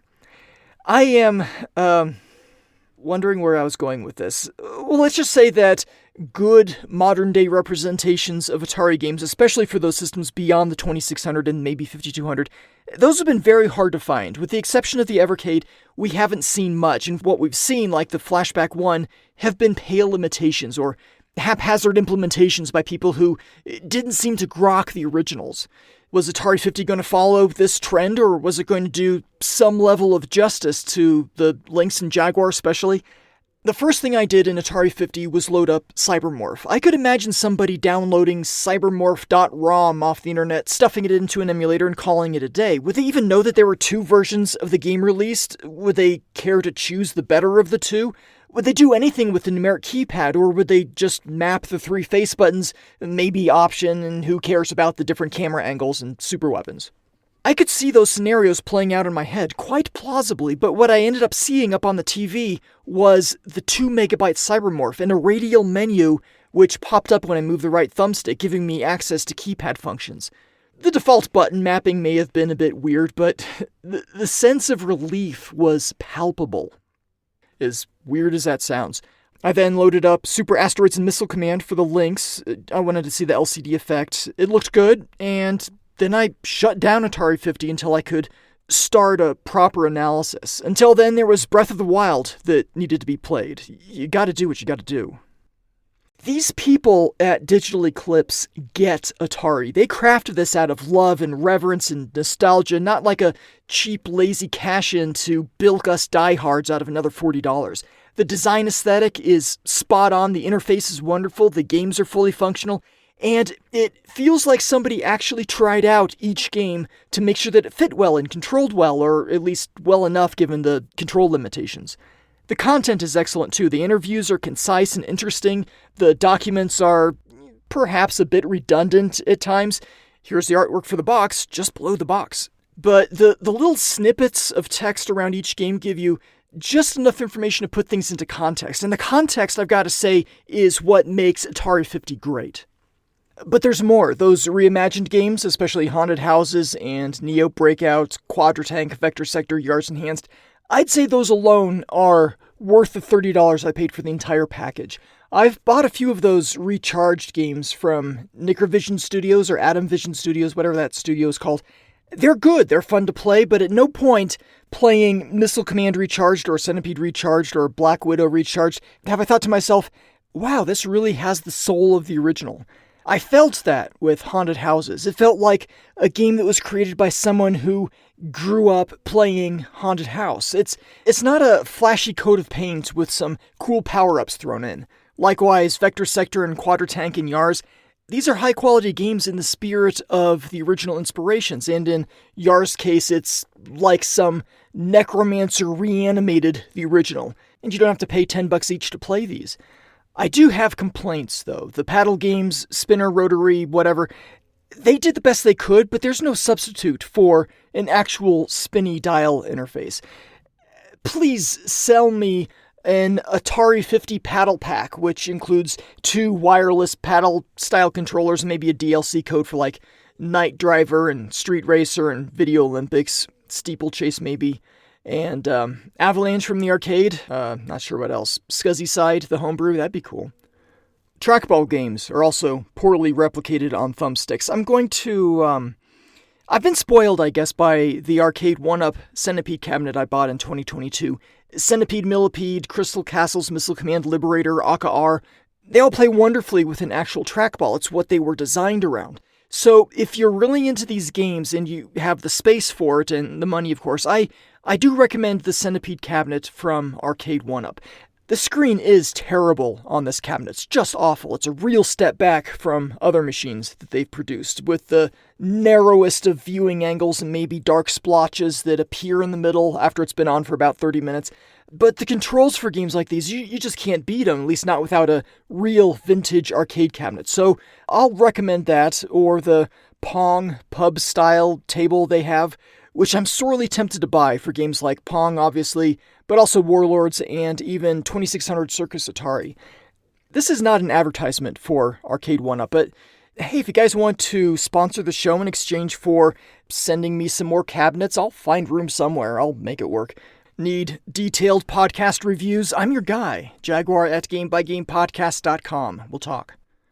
Back to Atari 50. Some of the button mapping feels inconsistent on the Switch. Nintendo wants A to be the primary button, and that's how the interface is set up, but B is primary in most if not all the games, and on a few occasions I've been playing a game, go back to the Atari 50 menu and continue trying to use B for the primary button.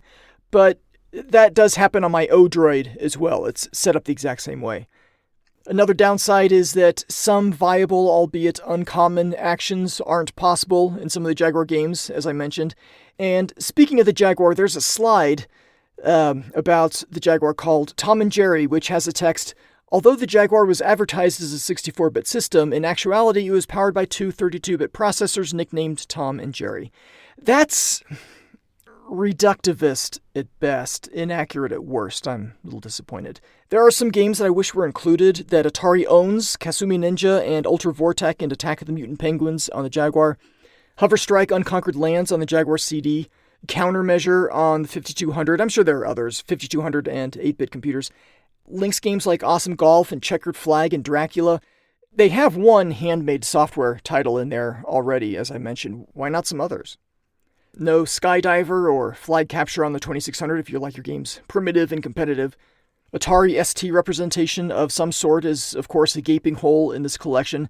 It's easy to say more games, but there's got to be a cutoff somewhere, and what they've included is quite impressive. So I can't really fault them. I mean, Atari Vault threw everything at the wall in terms of 2600 and arcade games at least, but I would much rather play Atari 50. I just made a list here of things I would have liked to have seen in Atari 50, and these additional games would have been nice to see, gotta be honest. And on that subject, also no fault of Atari or Digital Eclipse, but it seems dumb to me, as a layman, that we can't get the likes of Pac-Man, Space Invaders, E.T. Defender, or any number of other titles that Atari published for the 2600 and other systems, but for which some other company owns the current intellectual property. The game was already made and already released, and it's not like Taito is going to go put out a collection that has the specific Atari 2600 version of Space Invaders, or Namco the specific 2600 or Atari 800 Pac-Man, or Capcom the specific 7800 version of Commando. I could keep going on. It's sad from a consumer point of view that you can't play these games on a modern system. You just can't. Who does this help? Who does this protect? These are rhetorical questions. The answers don't matter much from this point of view. And finally, in Atari 50, there are some minor bugs here and there. Haunted houses, ignoring the vibration setting for one monster, the missing pages in the Super Missile Command Manual, the Lynx manual posters that look great but should let you zoom in at least a little bit more, the weird emulation issues like the Star Raiders klaxon and Cybermorph effects volume adjustment. They don't really distract from or even remotely impact the gameplay, though.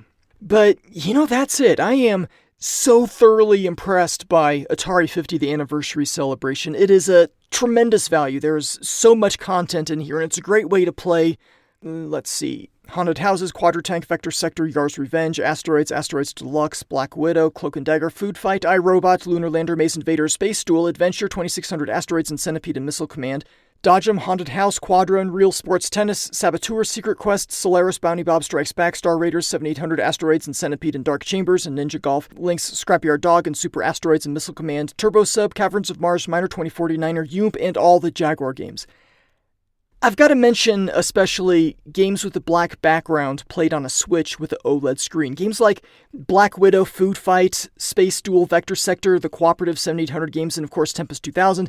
These are glorious to behold. Turn off the border, turn off the lights, and marvel at Charlie Chuck, vector insects, floating space rocks, a Garo-shaded web, all of your favorite game elements emerging from the inky blackness. It's highly immersive and wonderful to gaze upon. If you have the means, I highly recommend it. I mentioned the Odroid before, and the Odroid is great, but putting its display side by side with a Switch OLED running the same game, there's no comparison. It's a whole different world.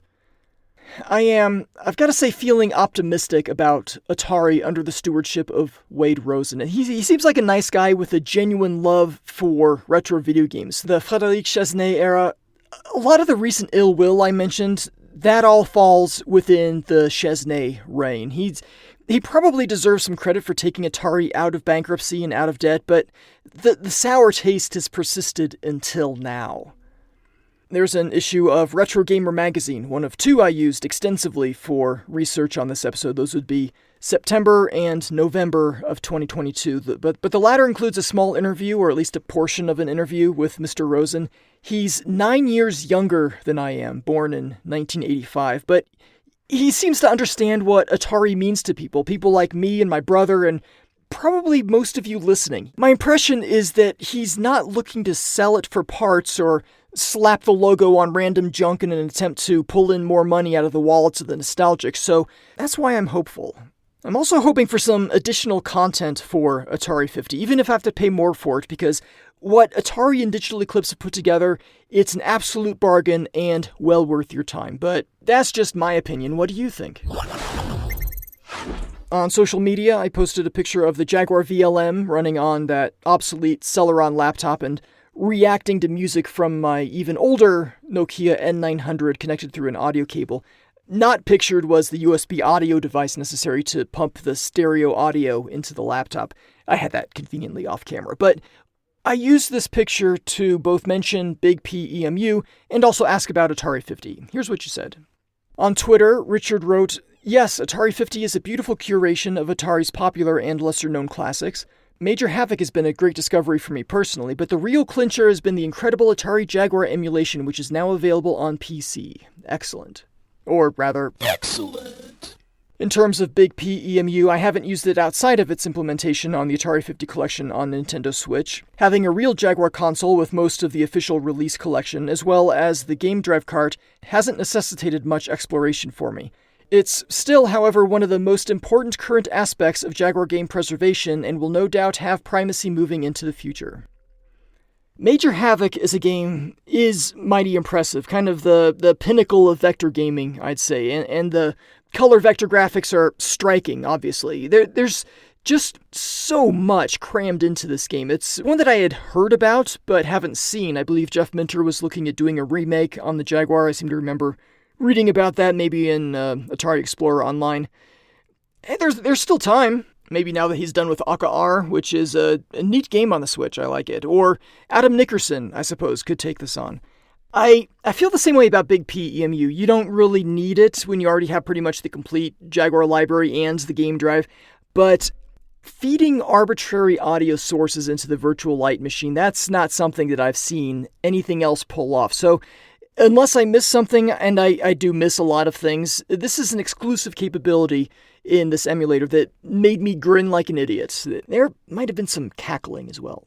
It is good, as you mentioned, from a preservation aspect, and I found it to be more accurate than the virtual Jaguar emulator, and more compatible as well. Hey Bishop, do we have any text or audio submissions for Atari 50, the anniversary celebration? No. No? None? No. None. Oh. There are 2 text submissions with general feedback and feedback from prior games. Oh, okay. Please send those over to my screen. Ready. Our first text submission is from Nick. He writes, "Hi Shinto, I've been meaning to write this message for a while, and tonight, during a sleepless night, haplessly trying to comfort my 6-month-old son who is sleeping, I finally felt motivated to. The main purpose of this email is to provide feedback on some of your past episodes, if you still seek it, but mainly to let you know how much of a positive effect your work has had in my life. I'm not expecting you to use any of this in a future episode, although you can, but rather just share my thoughts to a kindred spirit. General Jaguar feedback / thanks. The Jaguar holds such a special place in my heart. I often think back to 1993 when my best friend Scott was the first in our group of friends to buy a Jaguar. I wasn't reading a lot of video game magazines at the time, so its arrival on the scene came very suddenly to me and really blew me away. It had this exotic, mysterious aura around it, a cool factor that still resonates with me to this day.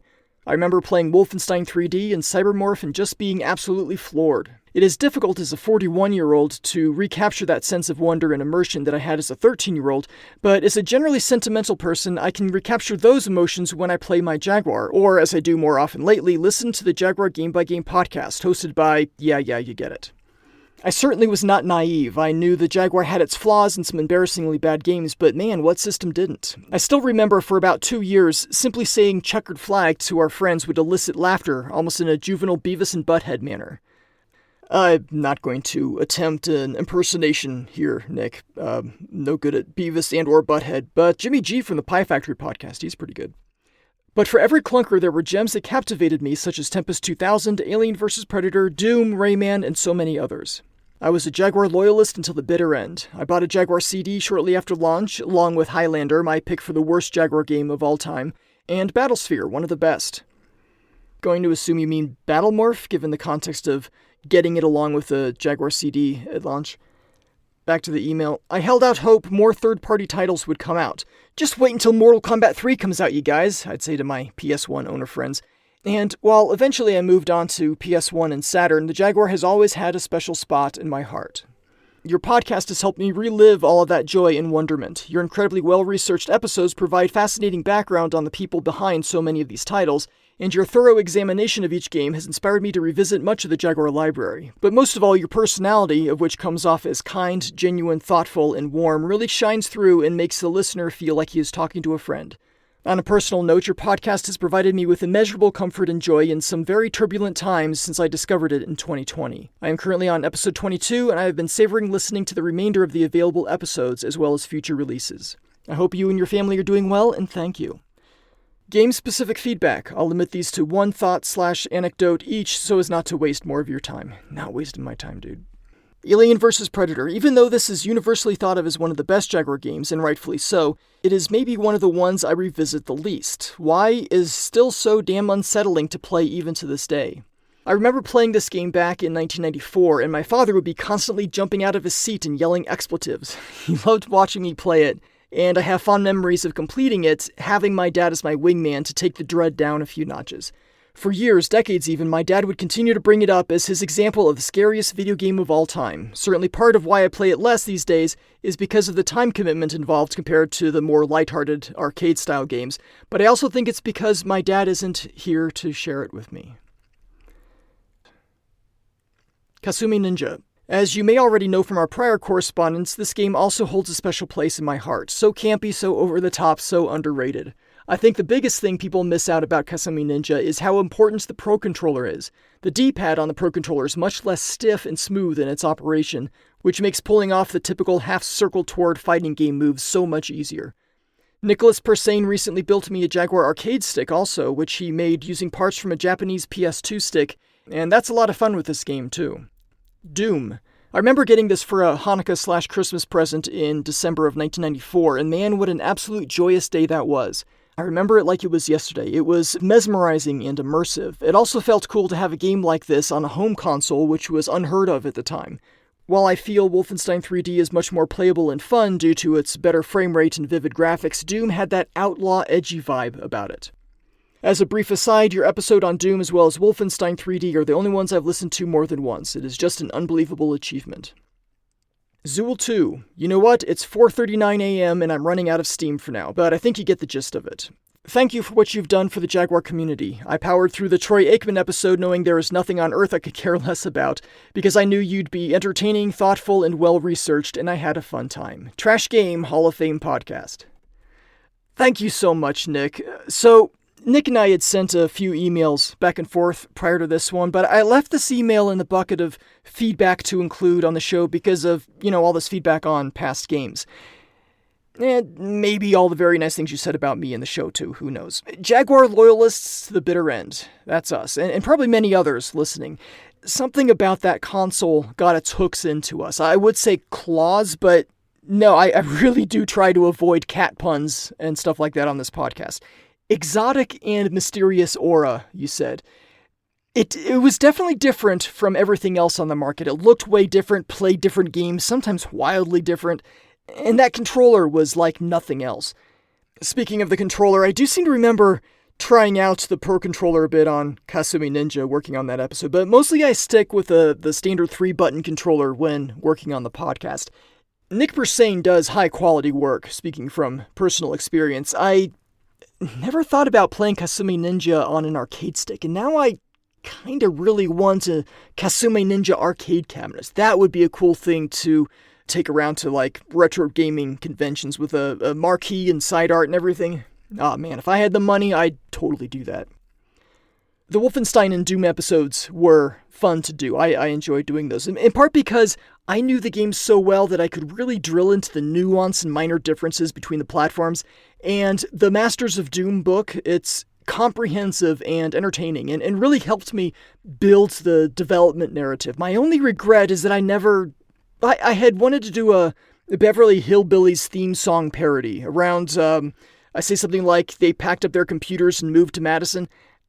I had a verse or two of lyrics planned out, just in my head. I don't think I wrote them down, but it kind of ran out of time, so all I ended up doing was adding a little musical drop from the theme song.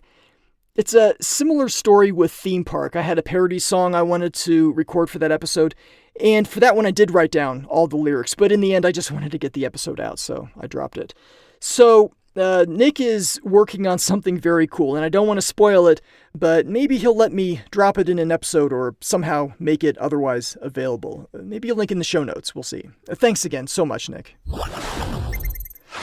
Our second and final text submission is from Editorb. Mostly following up on the previous episode. It's special episode 2 for the Jaguar Game Drive. But it looks like he reviews a few older Jaguar games as well, which is cool. I will read his words now.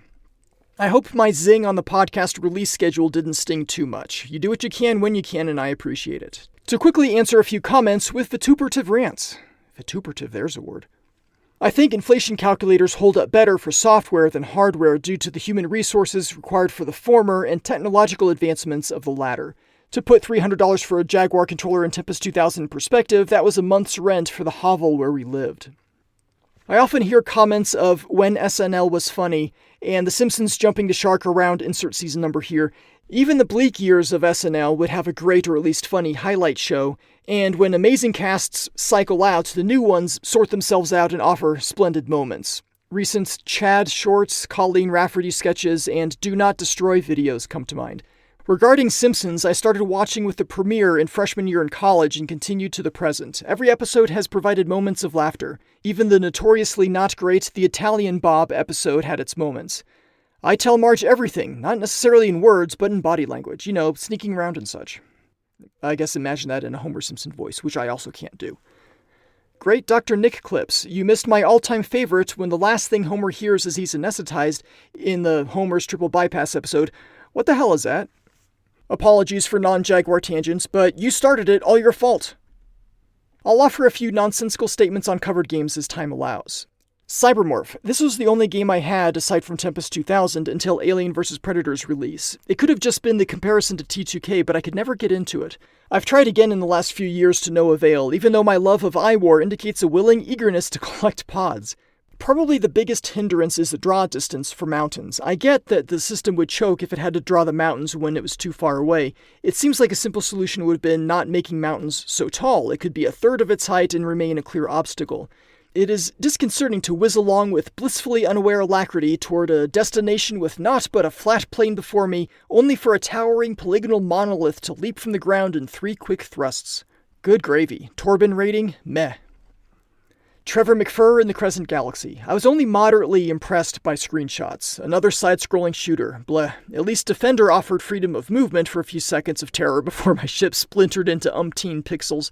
I didn't play it until a few years ago and can barely last a few minutes before dying in this banal, chaotic wasteland. I experienced great relief, change games, and relegate Trevor to the trash. Club Drive. This must rank as one of the oddest, quirkiest games ever. As bad as it is with brutalist graphics and funky controls, it manages a weird kind of fun. I imagine it would be neato with 2 players, but it is way down on the list of great 2-player simultaneous games. On rare occasions my friends' stupid real lives allow such activities. Joust, please, or Robotron with 1 player firing and another moving. Torbin rating? Meh. Alright, thank you very much, Editorb. The zing he mentioned was something to the effect of me finishing up the podcast sometime around the heat death of the universe. I thought that was pretty funny, and it's a goal that's achievable, I hope. I might need to look into getting an Android body for that, though. We'll see.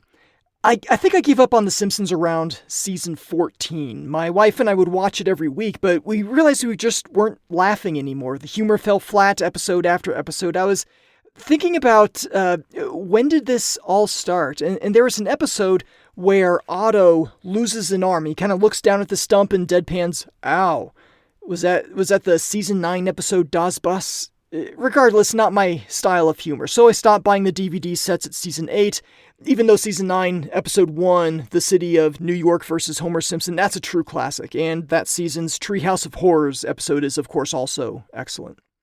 There were a couple of Dr. Nick quotes I captured off of disc but didn't end up using. What the hell is that is a great one, but I didn't use it because I kind of thought it needed a little visual context that wouldn't come across in an audio-only format. Homer's succumbing to anesthesia and Dr. Nick, about to perform triple bypass surgery, looks down and says, "What the hell is that?" The other one I wanted to use is from that same episode, Mid-Surgery, but I thought it was just too long. The knee bone's connected to the something. The something's connected to the red thing. The red thing's connected to my wristwatch. Uh-oh. Onto your games. Yeah, the draw distance in Cybermorph is pretty rough, especially since the distance isn't uniform, but rather appears in chunks. This is something, if memory serves, ATD fixed in Battlemorph, but it's been a while since I played that, so I'll find out in a few episodes. A few seconds of terror. That does seem to describe Defender pretty well. I love that game, but it does not love me. I think it may hate me, in fact. Not sure what I did to it. Club Drive is odd and quirky, and yeah, weird kind of fun does pretty well describe it. I sure had fun playing it with my son when he was younger. Wow, that was a while ago. What was it, like 2017 when I recorded Club Drive? 6 years ago? He's about as tall as I am now. My friends, we have reached the end of another exciting special episode of the Atari Jaguar Game by Game podcast. We return to our regularly scheduled next episode with an overview of the Jaguar CD-ROM attachment and the Virtual Light Machine. This is followed by a batch of CD games beginning with Blue Lightning, Battlemorph, and then Highlander. If you have anything you'd like to contribute regarding these upcoming episodes, anything I've covered already, or the show in general, please send that in as text or even an audio submission to the email address jaguar@gamebygamepodcast.com. All show information, including links to stuff and my progress toward the next episode, all that can be found on the web at jaguar.gamebygamepodcast.com. I recently replaced all the icons on gamebygamepodcast.com, giving them more consistency and updating the logos for things that have changed over the years, and taking down, like, Google Plus and replacing it with Mastodon. Because I'm on Mastodon, and so is Ferg and Wade and the Retroist, and you should follow all of them over there. I would like to thank the Retro RGB podcast for their interview with Rich Whitehouse, Retro Gamer Magazine for their coverage of both Digital Eclipse and Atari 50, and the Fulton Brothers at the Into the Vertical Blank podcast for their interview with Mike Mika and general enthusiasm for Atari 50. It was apparently contagious. I've got a little story time after the closing theme. This is something that would have been too much of a tangent earlier on, so I made note of it to talk about at the end. It's optional, but I do mention Atari. It's kind of what I like to do on the show. Whether you stick around for that or switch me off to go play some Vector Sector or something, please remember that there is a lot of good to be found out there in this world of ours, even with widely ridiculed video game consoles. So do try to keep an open mind and a joyful heart. Thank you for listening.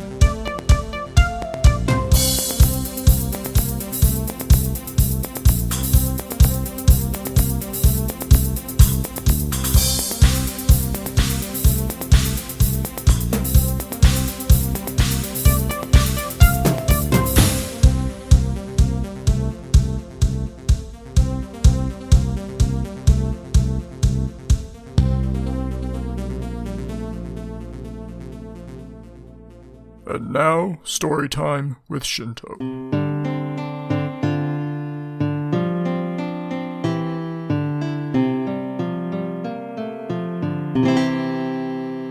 Growing up, my family had a 13-inch color TV. It was, if I remember correctly, a Zenith model L1310C.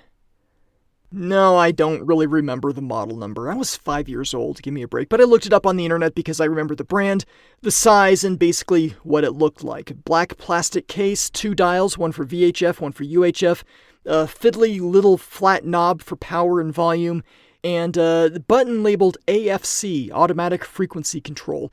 It hails from the late 1970s and was a pretty good TV for the time, I guess.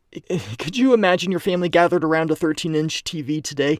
We have a 55-inch TV, and sometimes I think it looks a little bit small. But of course, my eyesight isn't quite what it used to be when I was a kid. This old Zenith TV, though, we went through a lot. We watched Saturday morning cartoons. Plastic Man was a favorite circa 1979 or 1980. And this is where we plugged in our Atari 2600 playing Combat and Empire Strikes Back and Space Jockey. My dad was an electrical engineer for a big engineering firm you've totally heard of, and he acquired parts and plans for an antenna. Not like the rabbit ears that sat on top of the TV from which we may have dangled aluminum foil to boost over-air reception, but it was a coffee can antenna, Yagi style, and we used this run down from the attic and connected to a little metal box with an unlabeled dial on the front to pull in an unencrypted signal from a premium movie channel that was being broadcast in the area. Ordinarily, I guess you would lease a receiver from the company, that's how they made their money, but my dad, being equal parts clever and cheap, didn't want to pay for something that was flying through the air anyway. The picture wasn't very clear. It was kind of snowy, staticky, and while we could address that somewhat using the mysterious knob on the metal box, many times that wasn't enough. My brother and I would imagine there were pedals under our shag carpeting, and if we stepped on just the right pedals in just the right way, that would improve the reception. Sometimes it actually worked, and I defy you to prove otherwise. But the reason I bring this up, what made me think about this old TV while researching Atari 50, is the Digital Eclipse splash screen animation, which at the end kind of looks like a tube TV turning off, where it kind of folds into a dot in the middle at the end. And our Zenith L1310C, oh, but it had a mighty residual dot.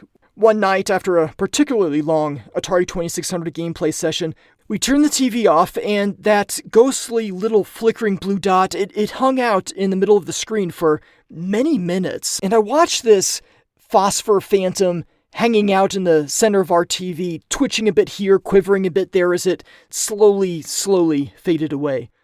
A few years later, our dad surprised the family with a brand new TV, a gigantic one, 19 inches. It was an Emerson brand, and this one had this remarkable feature. It was called a remote control.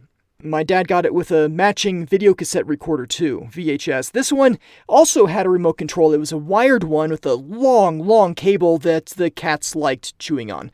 That old Zenith, that became the downstairs TV, and in addition to watching quality content like Thundercats and Masters of the Universe, it served our Atari 2600 for several more years, playing endless hours of Omega Race and Blueprint and Sword Quest Earthworld.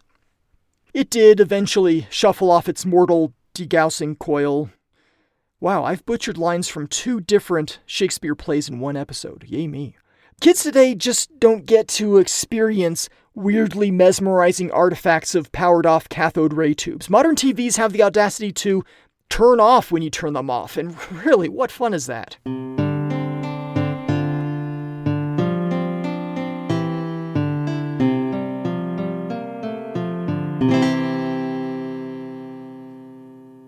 More Williams collections followed, as well as collections focusing on Midway and Atari. I know how to say Atari. It's Quadratanks. Quadratanks. Quadra-tanks. Trackball. To be honest, it's not 1977 anymore. Just look at these pants I'm wearing. No bell bottoms at all. They're tapered. I order you to play Food Fight on Atari 50. Contact light.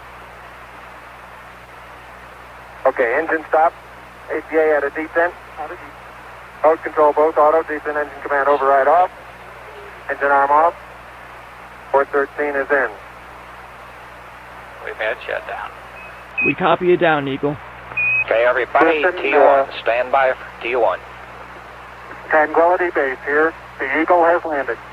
Roger, Tranquility. We copy you on the ground. We have a bunch of guys about to turn blue here. We're breathing again. Thanks a lot. And you're going to get 100 points. Thank you.